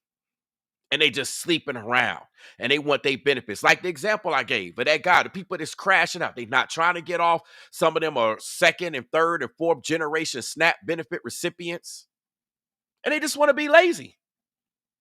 They've learned how to manipulate the system. So because I'm working and because individuals in the chat work and they're able to put food on their table, you want to criticize me for eating? Man, get out of here. That's a part of the problem, and that's a part of the sin. Let's get back to the content. And real quick, is the president not concerned that if you scrap the filibuster, it will be used against the Republicans in the future, where the Democrats will pass legislation without any input from Republicans? I think the president is realistic in realizing that the Democrats are going to do that anyway. You had 2 Democrats who were opposed to it, Kristen Sinema and Joe Manchin. And where are they? Neither of them are in the United States Senate today because they were pushed out by the far left radical base that has completely taken over the Democrat Party. Again, these are radical left lunatics in charge of the Democrat Party today, and they will nuke the filibuster. They want to make Washington, D.C. and Puerto Rico states. They want to pack the Supreme Court. They don't care about our sacred institutions in our country. And so Republicans need to play tough and they need to play smart. And that's what President Trump thinks. One of the most important events of the upcoming week is the Supreme Court hearing on President Trump's tariffs and the use of the emergency to use those tariffs. I spoke with the president about it in my last. Listen up. See, a lot of people talking, and Trump was talking about the tariffs and Trump brought all this money in with the tariffs. How come we can't use the tariffs to fund the government? Don't you understand that people are meeting and working on all of this stuff? There's meetings going on this week. While y'all thinking the Republicans and Trump's not doing anything, they're working. There's meetings about whether they can use those funds. Again, you got to understand Just because money's coming in does not mean that that money is coded and allocated to go to that particular fund. Y'all have no idea about managerial accounting. Y'all wouldn't last a day in payroll. Y'all wouldn't last a day managing a company. Y'all wouldn't last a day. Any type of organization, anything from an HOA to a PTA, like anything, any business, any entity, they can't just take money from one place just because the money's there. Man, y'all have no idea how anything works in this world. I mean, I guess for those that don't understand and don't want to understand, I guess I'm talking to a lot of broke individuals, especially those that don't understand and don't want to understand. Let's go. Last interview with him 2 weeks ago. Here's what he said. Let's take a listen. I don't want to even think about it. We're doing so well to think about it.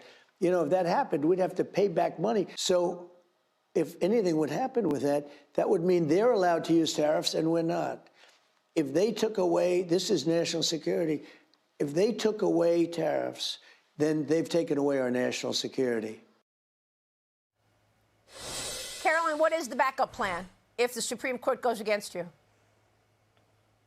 Well, we do have backup plans, and the president's trade team is working diligently on those contingency plans. But ultimately, Maria, we are hopeful that the Supreme Court will rule on the right side of the law and do what's right for our country. The importance of this case cannot be overstated. The president must have the emergency authority to utilize tariffs. Look at what President Trump has been able to do by leveraging tariffs and leveraging the might of the United States economy. We are the #1 consumer country in the world, and every country around the world knows it. It's because of tariffs that President Trump has been effectively able to cut so many tailor-made trade deals with so many countries around the country. Look at what around the world. I mean, look at what he just did in Asia. You had Malaysia, you had Japan, you had South Korea, trade deals all over the place, trillions of dollars of investments pouring into our country because of his effective use of tariffs. And it also is a key part of our national security. The president must be able to use this authority, and we're hopeful that the Supreme Court will hear this argument, will look at the law honestly as they have in so many cases in the past, and they will rule on the right side of the law and on the right side of the president, not just for President Trump, but for future presidents and administrations to come as well. Most people have realized the effect of President Trump's policies have made people feel much better across the country. And, of course, that love fest that he just came off of in the Asia trip, it almost feels like the Democrats don't want him to do so well. They are not so happy that things are going well. They don't. And it's really pitiful, Maria, because I see how hard President Trump works. He just flew literally around the globe, barely sleeping for days on end to advocate for America and all of our people, Republican, Democrat, Independent. He is cutting trade deals and peace deals and bringing trillions of dollars of investments. That means more job and opportunities in communities across the country, regardless of political affiliation. He is. But if Biden was on a plane and he was flying around and he was traveling overseas, all the liberal AFers, they'll be quiet right now. They would have none to say, oh, Biden's working. You know, Biden was on a plane. Biden was overseas. Biden was taking care of this. But now that Trump's doing it, y'all got a problem with it. I tell you, man, you can't win, man. Listen, you can't listen. Listen, folks with the broke mentality, you can't win. Folks with the doom and gloom mentality, you cannot win with them. Listen, if you're not trying to be broke and you're not trying to be on no doom and gloom mentality, the Bible does not tell us to meditate on that. It says meditate on the good things. Listen, man, this is wild. Let's go. Is doing this for the betterment of the United States of America. And the reception he received from these countries around the world was remarkable. The world knows America is back, and we have a leader who has the highest respect from foreign leaders all over the world again. Well, we saw it. We watched it all, Caroline. It's great to see you. Thank you so much.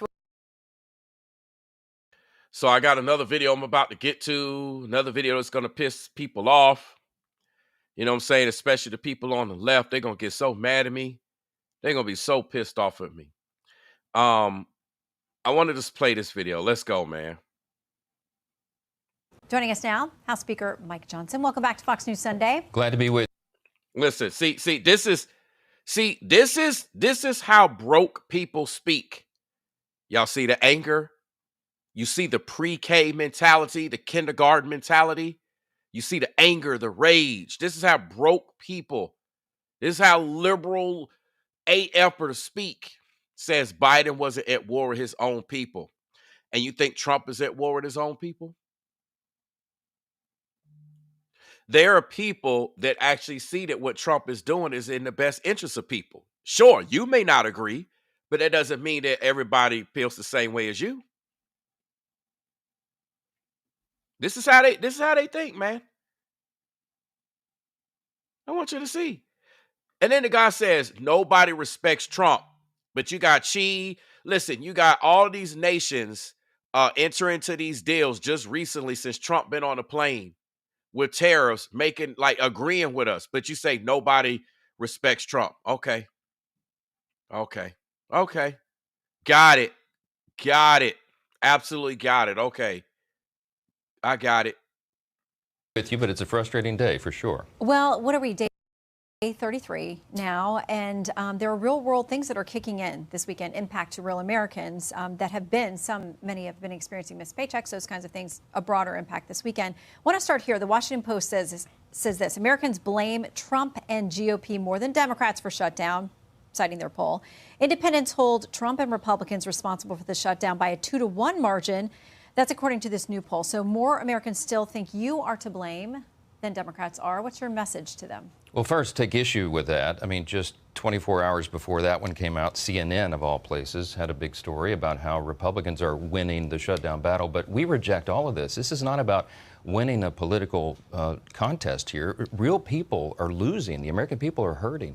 Democrats have voted 14 times now, Shannon, to keep the government closed. 14 times they had the opportunity to have SNAP benefits flow, to let air traffic controllers be paid, to take care of all these problems and pay the troops. And they said no. And it is a fact that no one can dispute that they shut the government down over restoring free health care to illegal aliens as part of their $1.5 trillion wild partisan wish list. They're playing games, and real people are suffering because of it. But with these numbers in mind, why do you think they will be willing to come back to the table and negotiate at some point? They think that they're winning the optics of this. Well, I don't know how they can believe they're winning if it were indeed a game to them, and I think it is, because you have all the unions now coming out against them. You have the major airlines in the country. You have every segment of the population and hardworking Americans who will be going without. You have 42 million recipients of SNAP that are in jeopardy right now. You have women, infants, and children because the nutrition program that President Trump and the White House have heroically funded thus far is running out of money. And of course the troops. I mean, we've gotten them paid now for 2 cycles, but that money is not inexhaustible and it's running out. And so increasingly the American people will be feeling the pain. And after we pass that threshold of the 1st of this month, it gets very real for more and more people. So the president says it's about getting rid of the filibuster, not something you have to deal with on the House side, but he's putting pressure on your Senate colleagues, saying get rid of the 60-vote threshold. You can move most things by a majority vote in the House. Here's part of one of his recent posts. He says, remember, Republicans, regardless of the Schumer shutdown, the Democrats will terminate the filibuster the first chance they get. They'll pack the Supreme Court, pick up 2 states, and add at least 8 electoral votes. Don't be weak and stupid. Republicans, you will rue the day that you didn't terminate the filibuster. Be tough, be smart, and win. There are some GOP senators indicating at least the tiniest open door to possibly making changes. What's your advice to the other side of the Hill?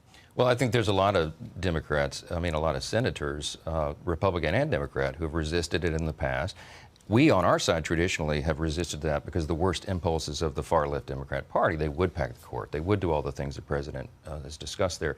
I think what you're seeing there is a reflection of his anger, his real frustration that the government is closed. He is a big-hearted president. He wants everybody to get their services and the health services for veterans and SNAP benefits and all the rest. And he's tried everything he can, and he is now exhausting his ability. The courts are now saying you can't go any further. So he's just desperate for the government to open. He's tried everything he can. He's tried to negotiate with them. He's pleaded with them, and they're still dug their heels in. So this is a reflection of all of our desperation. We're angry about it. I think we should be.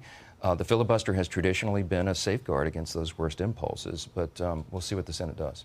Okay, so of course your counterparts, Democrats, do not think he's big-hearted or trying to help. They think he's playing, using people as pawns that are desperate and in need of government aid and paychecks and those kinds of things. It sounds like the president is willing to try to find a way to get these SNAP benefits paid out after 2 federal courts on Friday said you got to do it.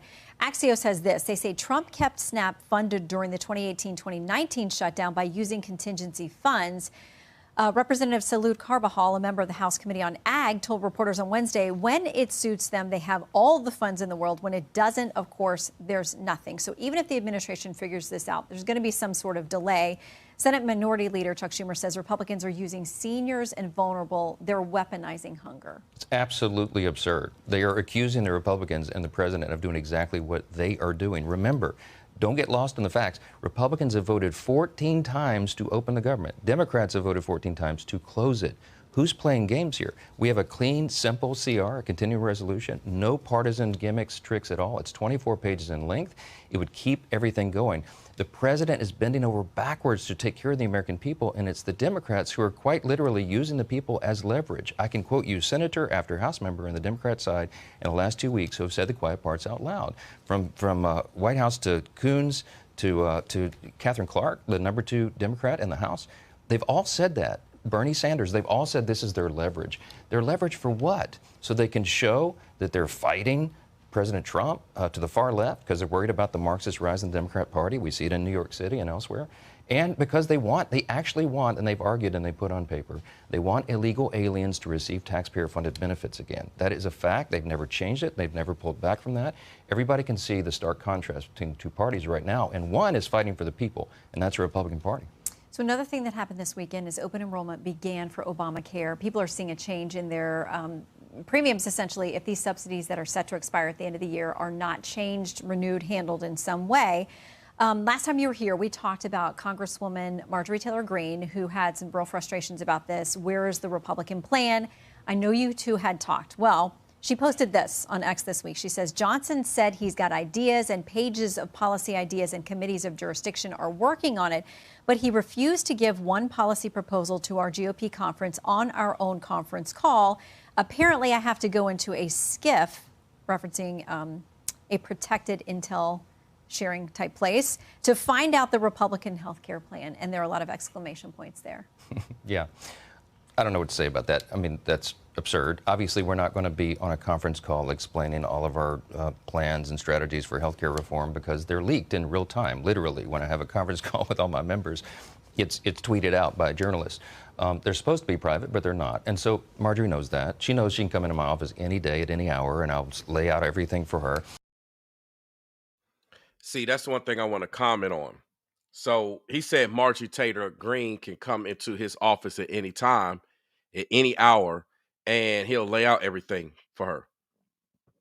How come we don't see any press conference, any footage of a meeting where she came into his office to find these things out? See, these are things that we got to think about. A lot of times people are saying things and they're talking about things and they're presenting things to make somebody look bad or whatever agenda they got. A lot of people have agendas, just like people in the chat. There's some people in the chat, they have agendas. You know, they're only here in their chat for an agenda. Some of them get paid. Some of them get promised things. Listen, don't think that what we see in the government doesn't take place on a smaller scale. It absolutely does. You got people in the workplace that have agendas. People in relationships have agendas. Agendas, listen, it'd be all over the place. So you got to stop and think why a person is saying what they're saying and why a person is doing what they're doing. There's so much to this, man. There's so much to this. But anyway, let's go. The committees of jurisdiction, the people who specialize in all of this, have been working on this around the clock for a long time. In fact, we published 60 or 70 pages of healthcare reform ideas. In 2019, when I was the chair of the Republican Study Committee, the largest caucus in Congress, our ideas have been out there for a long time. We're formulating the final plan that will bring down premiums. There's only one party in America that is going to do that. Remember, the Democrats are the ones that created the system that is failing us. They created Obamacare. They said it was going to bring down costs. It's done exactly the opposite. Premiums, by some estimates, are up 60% since Obamacare was created in 2010. So it's the Republican Party that is going to bring down the cost, not the Democrats. They've already proven what they're about.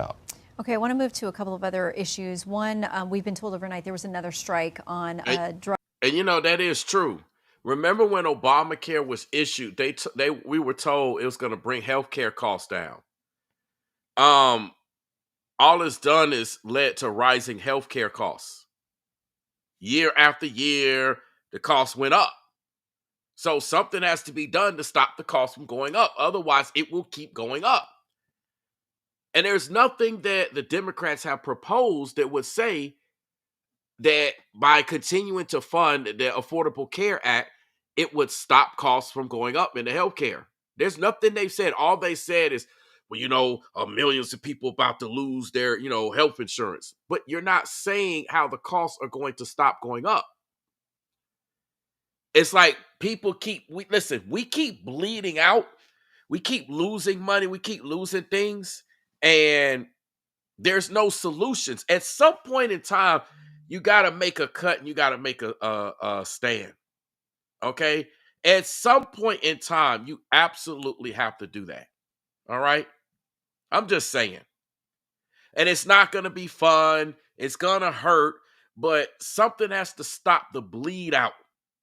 I don't think y'all understand how our government deficit kept rising. It kept rising. It just keeps rising. It seems like every presidency, it keeps rising. And at some point, we got to stop it from rising. And it's going to be some pressure points. There's going to be some pain points. There's going to be some, I don't agree with this. But we got to stop it from bleeding out. We got to stop people from being in sin, just abusing the system across the board. But anyway, let's go. Alleged drug running boat. There were briefings this week, and there were folks who were listed on the Senate side. Democrats weren't even included, but there was a bipartisan briefing on the House side. Here's what the top Democrat on the House Foreign Affairs Committee, Congressman Gregory Meeks, said. He said the briefing was incredible for how little information was shared, how little time the briefers stayed to answer questions, and how completely absent any credible legal rationale was for the administration's unauthorized ongoing expansion of these strikes. The reports the Office of Legal Counsel told lawmakers the administration is not bound by the War Powers Resolution that requires congressional. Put it like this. That's your perceptive. Plate Stacker says that we're going to talk about substantiated facts. Let's take a look at religion. There is no proof sin, prayer, gospel amounts to anything more than hopeful hand waving. That is not true. For example, even in the medical industry, it has been proven. This is documented proof. I'm sorry you don't like the facts. I'm sorry you don't like it. This is not about whether you like it or not. We're talking about facts. It has been documented that patients that have prayed with the same health condition, that believe in God versus patients that don't, have either not fared as well or have not recovered as well or recovered at all. These are facts. The numbers are there. Listen, there's a lot of examples I can get into. I'm sorry you don't believe. I'm sorry that you don't want to believe. But there are facts. Okay? There are facts. Who created this world? Right? Who created this world? Who created the planet? Are you going to tell me it's the Big Bang Theory? Are you going to give me all these type of documents and rhetoric that other, communities that don't believe? Come on now. And I understand that's your position. But guess what? This is my position. There are documented facts that sin has amounted to people being in a lot of issues. that prayer, that spreading the word of God has led to a lot of beautiful things as it relates to people. I'm sorry you don't like it, but there's proof out there.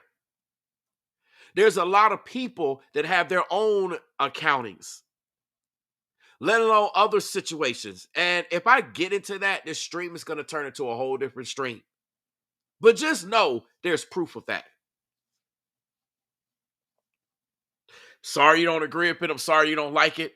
But, I got to let you know there's proof of that. There's proof in my own life of that. Just my own life. There's proof. People have witnessed the proof. You got people right here on my YouTube channel. For example, let me go ahead and lay something out for y'all. For those of you that have been following me back since like 2017 or so, I used to talk about tarot. I used to talk about astrology, do zodiac sign compatibility. I used to do all that stuff. Pendulum dowsing, readings for people. I used to do all that stuff, man. Speak to the dead in terms of getting information about dead celebrities and what happened. I used to do all that stuff. I repented of all of that privately, publicly. Everybody has seen the change. They have seen the change, and they have seen the positive change. They've seen the transformation with the channel. They've seen the transformation. The videos are out there. It's all out there. You can see my repentance video. I even call other people who used to be in that or maybe still in that particular practices, they're witches, warlocks, whatever it is. I call them to repent. I got a video up there. People have seen the change. The video's on my channel. So just in my own existence, there has been a positive change. People have talked about me praying for them. And they've come back here on social media and talked about the positive changes that have resulted of that. I'm just saying it's a lot of proof, but some people just going to choose not to believe. As for me, I do believe in the God of Abraham, Isaac, and Jacob. But let's go. Approval for this kind of action. You're a constitutional lawyer. Do you think the administration is on solid legal ground with these strikes? Yeah, a couple of points. We had a Gang of 8 briefing with the Secretary of State himself about a week and a half ago, and you had Republicans and Democrats there, the top leaders on both sides in intelligence and in elected leadership.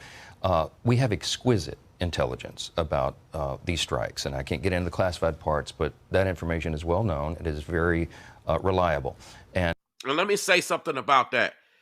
When you have classified information, you can't go to the public and tell them, well, we know exactly what boat to hit. We know why the boat to hit. For example, some of you know this, some of you don't. I work for public safety in the school system. There is information that I have when I'm dealing with a student, when I'm dealing with parents, when I'm dealing with a situation in the school system that I cannot give and disclose to the general public. Why? Because it's classified information, it's private information, it's confidential information. The whole thing of serving and protecting, I have to protect that information. I can't disclose it. So when I'm saying things, when I'm doing things, it may not make sense to you just watching it. You'll be like, well, I don't know what's going on. It's not meant for you to know. This is a situation that, though it's taking place in the public, there are private aspects to it. So as it relates to Trump and striking these drug boats and the details of who, what, when, where, why, and how, that's not for us to know. We ain't in the military.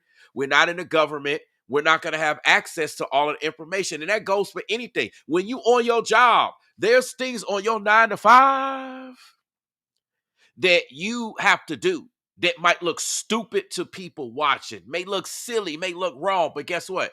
Because of the information you have, you got to make certain decisions. Some of y'all in management, y'all got to make certain decisions, and other people looking at you like, hey, what's wrong with you? But you don't know what's going on.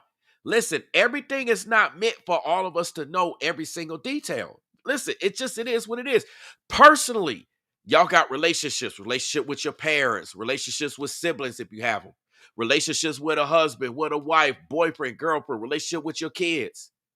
It might look silly to somebody. Everybody ain't got to know the detail why your child might be on punishment or why your child might be getting some type of benefit or going places or you bought them something. Everybody ain't got to know that. It ain't their business. That's confidential business. It's how you run your household. It's how what's going on. I'm just giving like examples. So as it relates to these strikes, a lot of people are like, well, we don't know. Politicians are like, well, we don't know what's going on. They going around. Listen, if it's confidential information and we don't know, hey, it is what it is. And if it's a problem, then it will be revealed. Don't get it twisted. It will be revealed. But anyway, let's go. And what the president and the administration are doing is protecting the homeland. That's one of his number one responsibilities. I like what Secretary Heck. Let me comment on something I see in the chat. You got somebody here that says MAGA is a false religion. First of all, you're spamming the chat. So you're done. You're done. Don't ever come in my chat spamming my chat. That's an automatic block. Obviously that person was spamming the chat, but they said make Argentina great again. Okay, so how about you get out of America, get out of American topics, stop coming to American-based live streams and videos, commenting on America, patronizing here in America. Go back to Argentina. Go back to Argentina and go make Argentina great again. No disrespect to Argentina. But since you believe make Argentina great again, go over there to Argentina and go make that great. Stay out of American topics. Stop talking about American politics. Stop interacting. Stop being around. Go over there. Listen, for all of y'all that believe America is so bad, leave. Leave the country. Get out of America. You don't like America. You don't like what's going on. You're full of anger. You're full of rage. Leave. There's many people that's leaving America. Go to some other country that you believe is better. Leave. You don't like the company, leave. It's just like people that work at a job and they be bitching and complaining all day long. I hate this job. I can't stand this job. Okay, you're not running in anything. You're not trying to get in management. You're not trying to go through training. You're not trying to make a difference on the job. You're just sitting there bitching and complaining all day. You're not trying to move up. You're not trying to implement anything. You're not trying to exercise any channels. You just on the job bitching and complaining all day. Leave the job. Leave. So if you don't like America, leave. Get out of America. I mean, I'm just saying, if you so mad at Trump and mad at everything, is mad at the Republicans, mad at this and mad at you're about to pop a blood vessel because you're so mad, you're full of anger, hate, and rage. Maybe the best option for you is to get out of America because you don't like America. You don't like this country. Go to another country that you like. Ain't nobody stopping you. There's not a bill that says you can't leave the country. Many people are doing it. Leave. You don't like America. Listen, you got to understand. You got to take the country with the good, the bad, and the ugly, just like a relationship. A lot of people are in relationships. What does marriage tell you about? You marry somebody what? For better or for worse? For richer or for what? For poor? In sickness or in what? In health.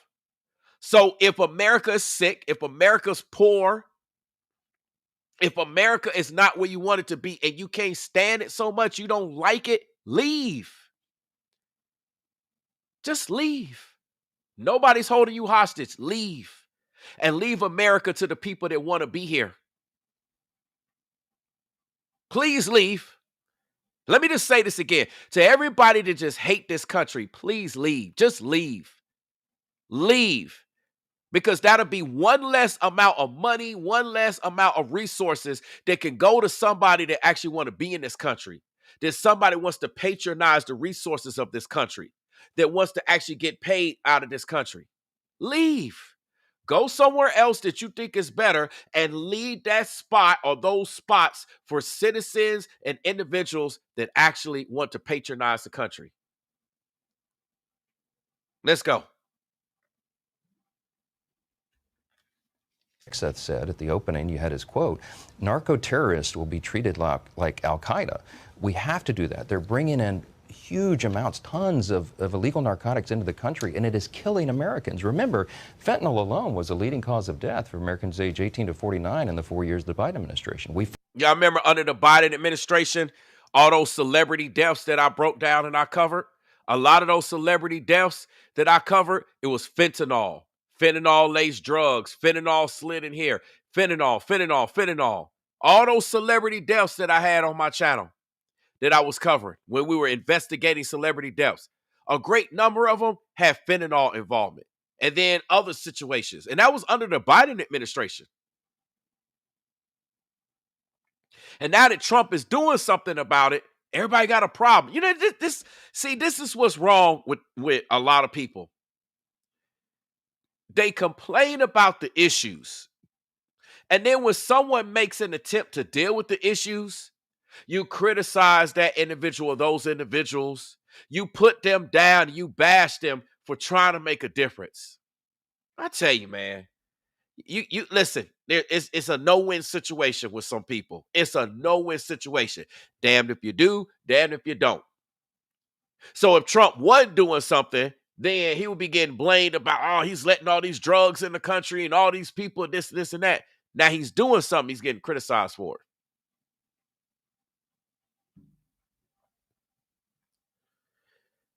It's crazy, man. Anyway, let's go.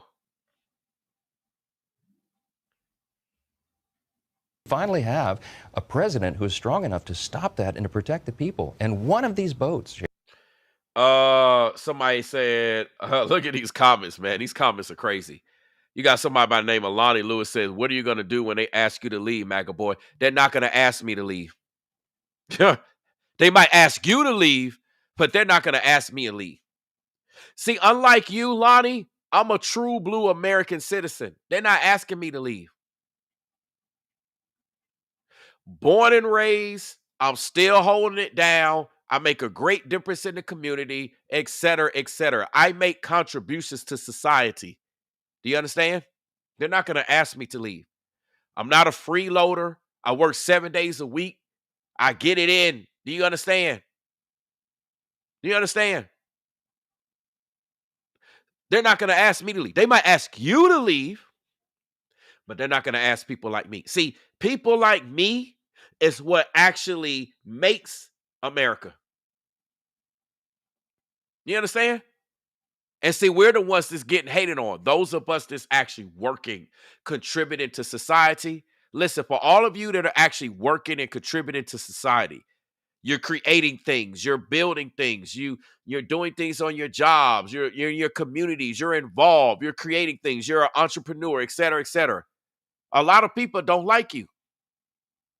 That's that broke mentality.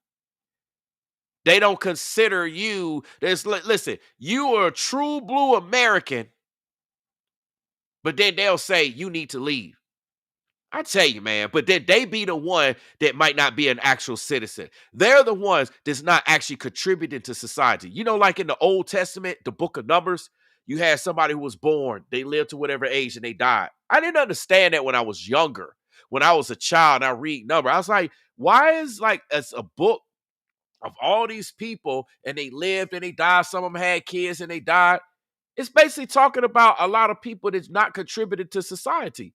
They're born, they're here, and that's it. They didn't leave a mark on society. They didn't leave a legacy. They didn't put this, they didn't do nothing. They didn't contribute. When you contribute to society, that's exactly what America wants. That's why Trump was bringing back all of the companies with the tariffs, trying to have America make a mark on society in the world instead of us consuming every other country and every other product and us not making anything. Do you understand? I'm telling you, man. I tell you, man. A lot of times you just waste your time talking to some of these people. Shannon, could kill potentially tens of thousands of Americans. This is serious business. They're taking it seriously, and Congress will continue to have oversight. We'll have more of these hearings, but thus far, the intelligence we have is very reliable. So you're convinced, even if your Democratic counterparts are skeptical, you're convinced at this point? I do know that my Democrat counterparts would come out of any hearing with the administration and say that it was inadequate, right? I mean, it's politics. Okay, I want to ask you, too, about not yet seated Representative-elect Adelita Grijalva. There's now a lawsuit about this. They say there's no dispute about her election or her qualifications, and add this. Speaker Johnson wishes to delay seating Ms. Grijalva to prevent her from signing a discharge petition that would force a vote on the release of the Epstein files and or to strengthen his hand in the ongoing budget and appropriations negotiations. Why hasn't she been sworn in? What's your response to the lawsuit? All this is so ridiculous, and we could take 30 minutes to talk about all this, but Rep-elect Grijalva will be sworn in as soon as we get back to regular session. Remember, it's the Democrats. Did you hear what he just said? Listen, like I said, damned if you do, damned if you don't. It's like you got people that, listen, I know many of y'all understand what I'm talking about. The way that you do your job, the way that you cut grass, the way that you wash your car, the way that you dress, the way that you get ready, the way that you eat. Listen, you got people criticize every stinking thing that you do for no reason. It make no sense. They are so invested in analyzing the way that you breathe instead of them focusing on their own breathing. They're so focused on how you're breathing that they're not even focused on their own breathing. So while their lives are a wreck and your life is going somewhere, listen, they made it clear that a representative will be sworn in, that she's going to be sworn in. And it is at the discretion of whoever is the Speaker of the House. If we're under a shutdown, let me ask you a question right now. Listen. See, this is the type of stuff we'll talk about. Let me ask a question. Do y'all believe that the focus right now should be getting people fed with the SNAP benefits, getting military pay and the government workers, getting the Head Start programs and all of the things that are dire right now? Do y'all believe that that's more important right now than swearing in another person in the government? Which one you think is more important to focus on right now? I just want to know, man, because it seems like people want to focus on every little thing. It's like the nitpicking is ridiculous. Y'all do understand that the Speaker has the power and authority to determine whether or not they want to swear somebody in during a government shutdown. They do not have to swear someone in during a government shutdown. They could swear the person in during a government shutdown. If they don't want to do it, nothing's wrong with it. If they do want to do it, nothing's wrong with it. Why are people making an issue out of something that's not even an issue? The number one focus right now should be opening the government back up. Why are we focused on, well, right now, the Speaker of the House, Mike Johnson, he didn't swear in the new official, blah, blah, blah, blah, blah. Okay, listen. He said that person will be sworn in the moment the government is opened back up. Okay, because once the government opens back up, then we can focus on those things. That's not a part. Listen, this is what I was saying. People focus on healthcare right now. If somebody's not eating, the last thing they think about is going to the doctor. If someone does not have a job, they got furloughed, they got laid off, they got fired. You also got Amazon that cut jobs, UPS, et cetera, et cetera, et cetera. Right? All these plants, these auto industry plants, because nobody wants to buy no EVs. So they had to cut the EV plants. But y'all want hybrids. Y'all still want batteries, but y'all don't want all electric. So because y'all don't want all electric, all those plants that was built here in America, all of those people got fired. They lost their jobs. But I guess you happy because you got your V8 back now. We got our V8s back now. We got all our gas guzzling V8s. Yeehaw. We're good to go. But because of that, we also costed a lot of people's jobs in the process. So the point that I'm making is, what's the priority? Focusing on swearing somebody in right now?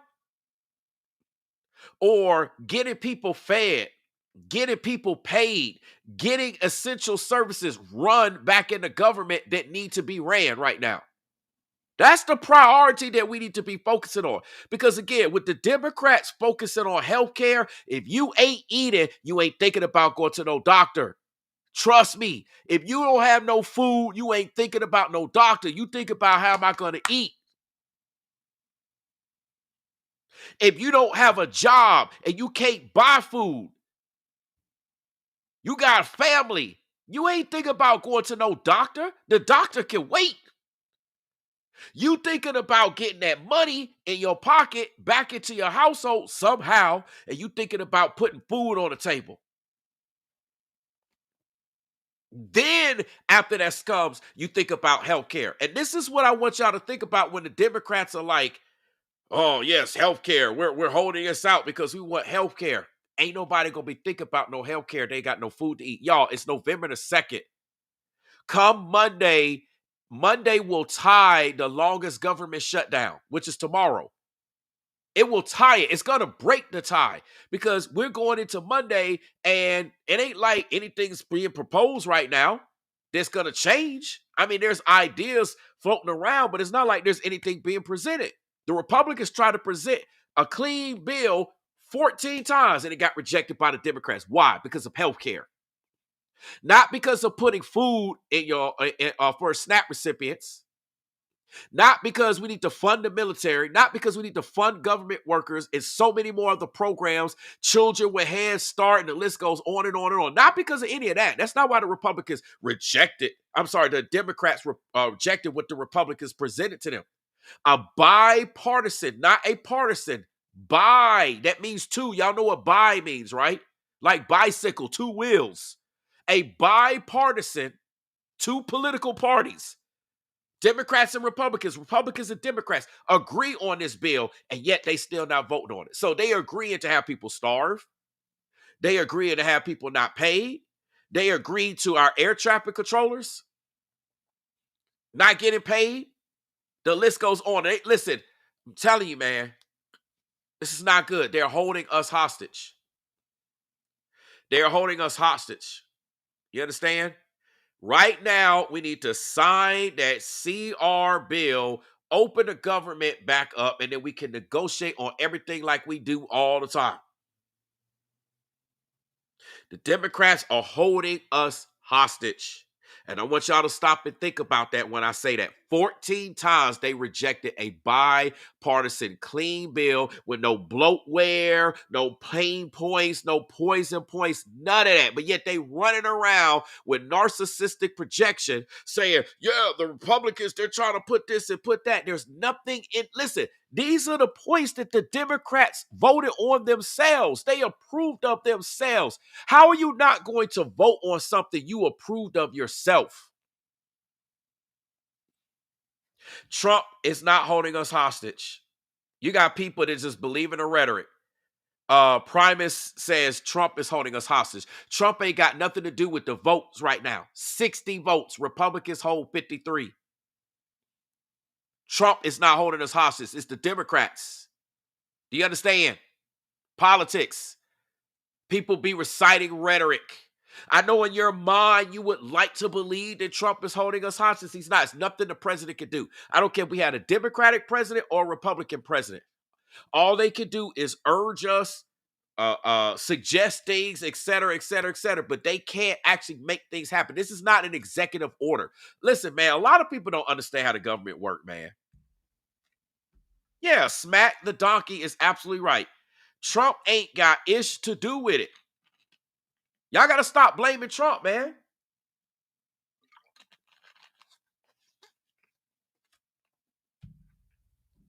Y'all got to stop blaming Trump. And then listen, this is what happens. You sound foolish and you ought to be ashamed of yourself. No, Ryan, you ought to be ashamed of yourself for believing that the Republicans right now are holding us up when it's actually the Democrats.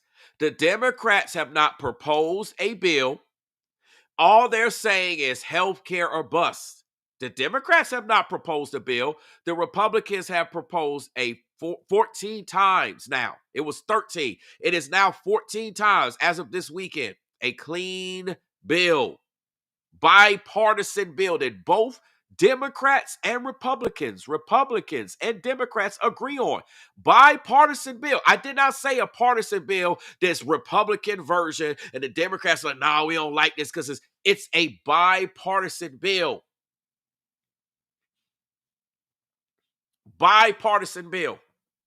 I tell you, man, it's like I tell you, the preschoolers have entered the chat. The preschoolers have entered the chat. The kindergartners and the pre-K individuals have entered the chat because they don't even understand how the government works. They don't even understand what a CR bill is. They have no comprehension of anything in the government. They're just mad. They're just hateful. They're just projecting. They come in here with all types of words and rhetoric. It tells you a lot about people. But guess what, y'all? This is America. This is America. This is how people are. This is how political parties are. This is how it is. And they can't accept the truth. They just cannot accept the truth. They're having conniption fits in the chat. Their blood is boiling. They're angry. They're upset. I tell you, man. It's absolutely crazy. They're upset. But they're here watching me. They here watching me staying in the chat, sitting up here talking about how wrong I am, but yet they watching me. I mean, that's delusion. Listen, I'm not going to sit on a live stream or watch a video that I don't agree with or believe is wrong. Unless I'm doing a reaction to it, which means I'm on social media to break down the video. I'm not going to be sitting up there watching somebody that I don't agree with, but yet they're engaging in the chat, yet they're talking, and they believe that I'm wrong, but yet they're here. What kind of person stays around and supports and keeps listening and engaging and interacting with what they believe is wrong?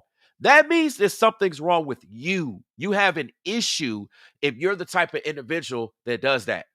Because any individual that disagrees with something, they're not going to just sit around and stay around and watch it and support it. That's a sick issue.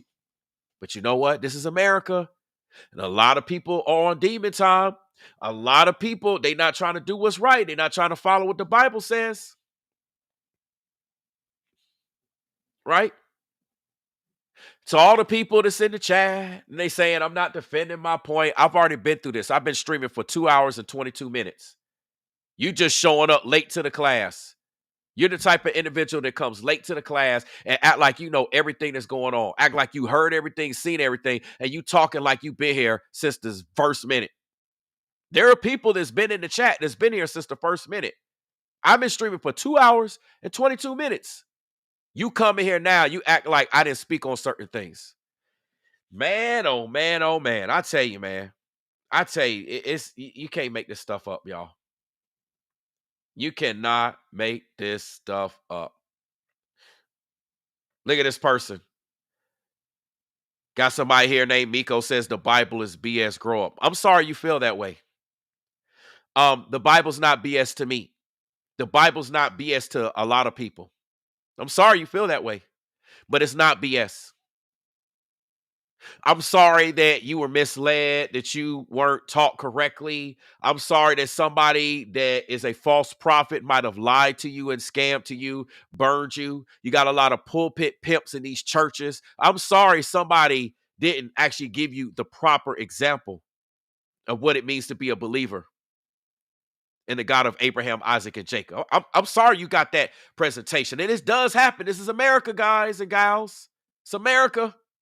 Welcome to America. But it's not BS to me. And it's not BS to a lot of people. The Bible is the only book that has stood the test of time. Everything that's been thrown at it. The only book that stood the test of time is the Bible. And people you know, this is the funny thing about it, speaking of which, people like to criticize what's right.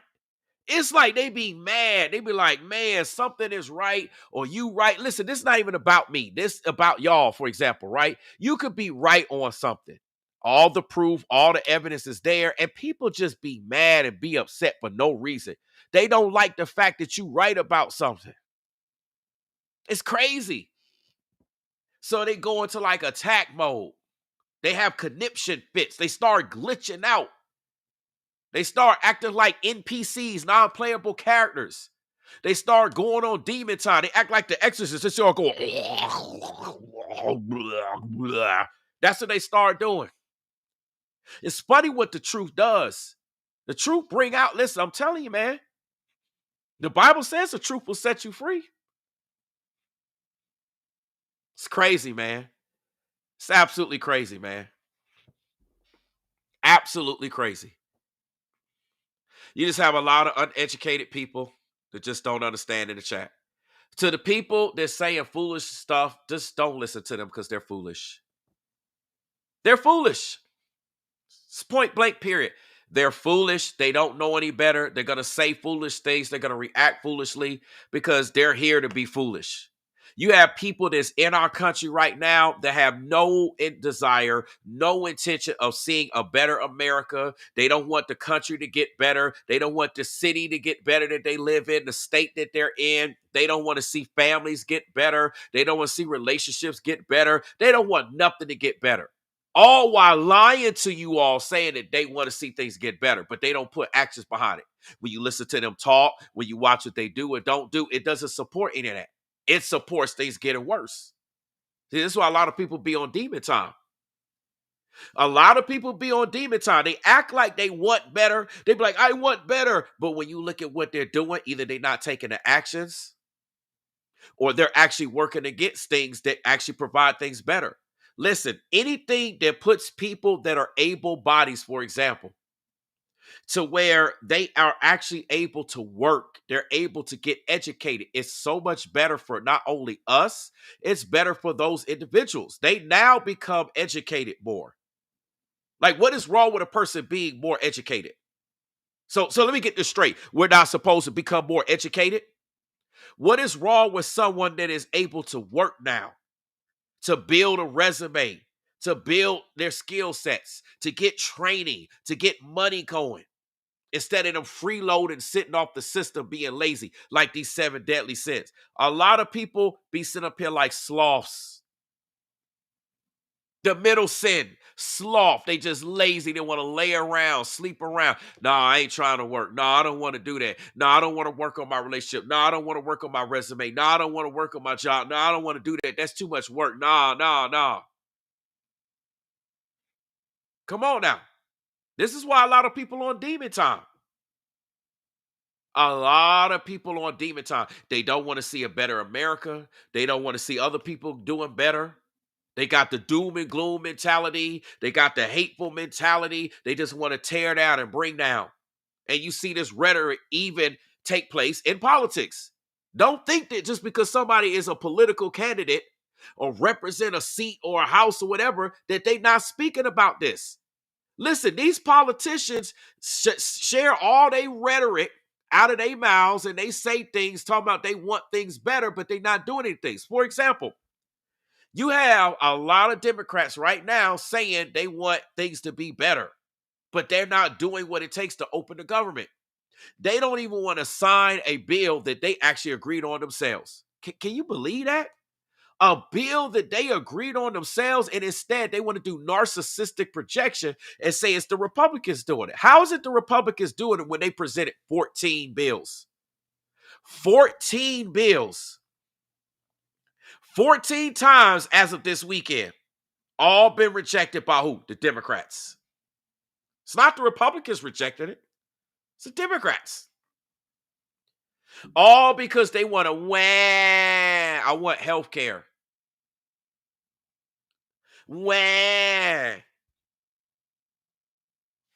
How many times I gotta say this? Let's how stupid people are.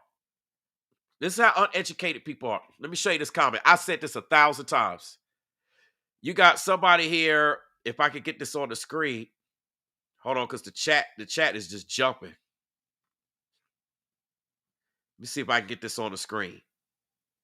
Man, the chat. Let's see. Where is it at? Here we go. Let's see if I can get this on the screen.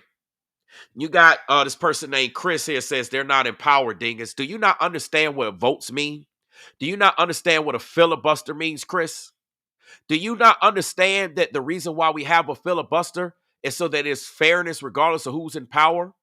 Do you realize that the Republicans only hold 53 out of the 60 votes?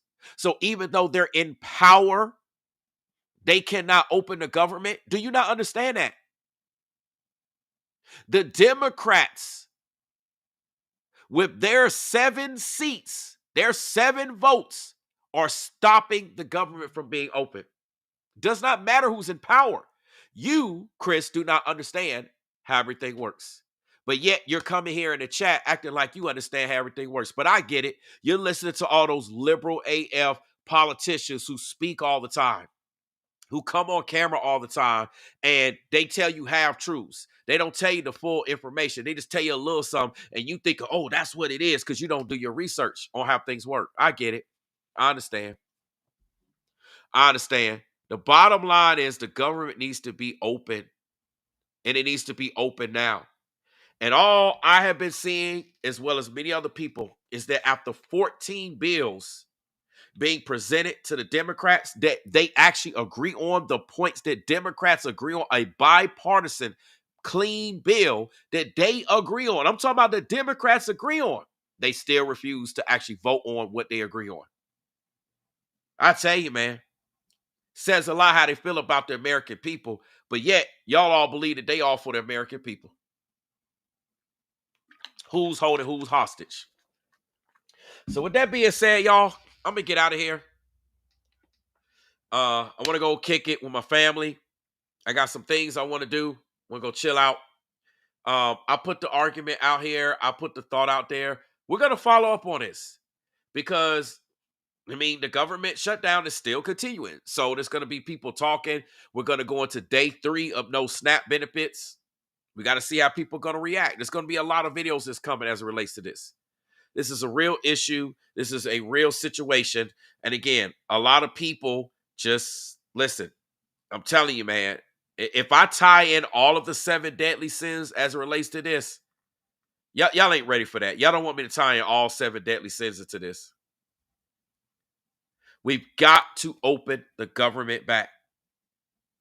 And the Democrats are holding everything hostage. Stop being ignorant and saying the Republicans and Trump is a Republican and they got the majority of this and this and that. Yes, they have the majority, but that's only 53 out of 60. They cannot open the government out of 53 unless they get rid of the filibuster. But getting rid of the filibuster, meaning that that majority that they have, and they don't need to get to 60 to open. They could just open it, but that's bad for the Democrats. And then when the Democrats are controlled, it's bad for the Republicans. It's bad. So something's got to happen. We're going to get to something eventually. I don't know what it's going to take. I don't know what it is exactly, but we're going to stay tuned and keep abreast.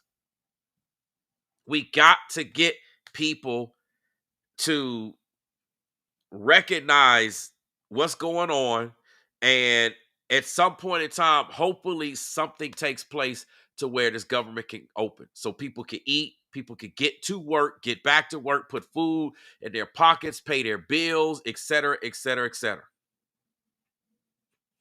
I think the compromise is voting on this bipartisan clean bill to open the government, and then it allows time to negotiate on the health care. Okay? Again, like I said, Chris, you're uneducated. It does not matter if the Republicans have the majority. The Democrats are the ones that are holding these bills to open the government hostage. They refuse to vote on it. Come on now. 53. Listen, I'm telling you, man, I think some of these people still are in pre-K. You need 60 votes to pass anything. 60. The Republicans have 53. If you need 60, do y'all understand basic math?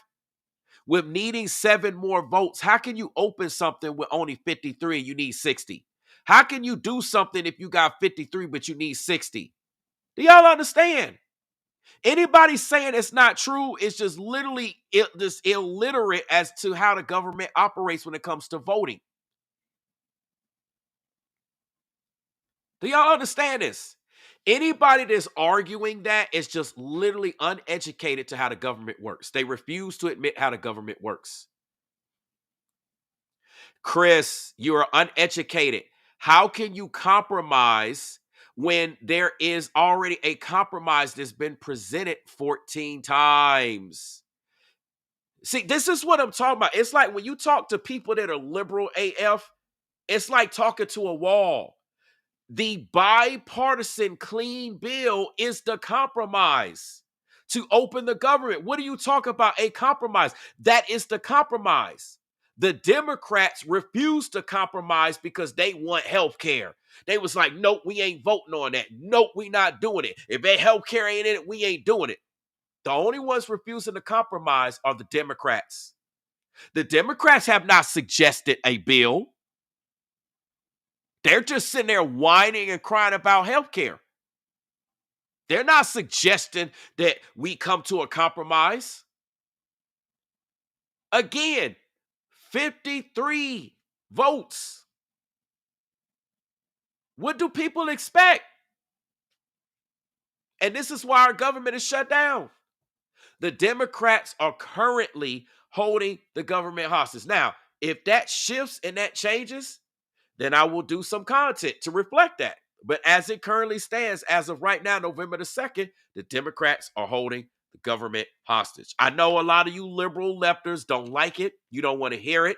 It's tearing you up right now. You can't accept it. You want to deny it. You want to go on the same angry tirades that you see these other Democrats do.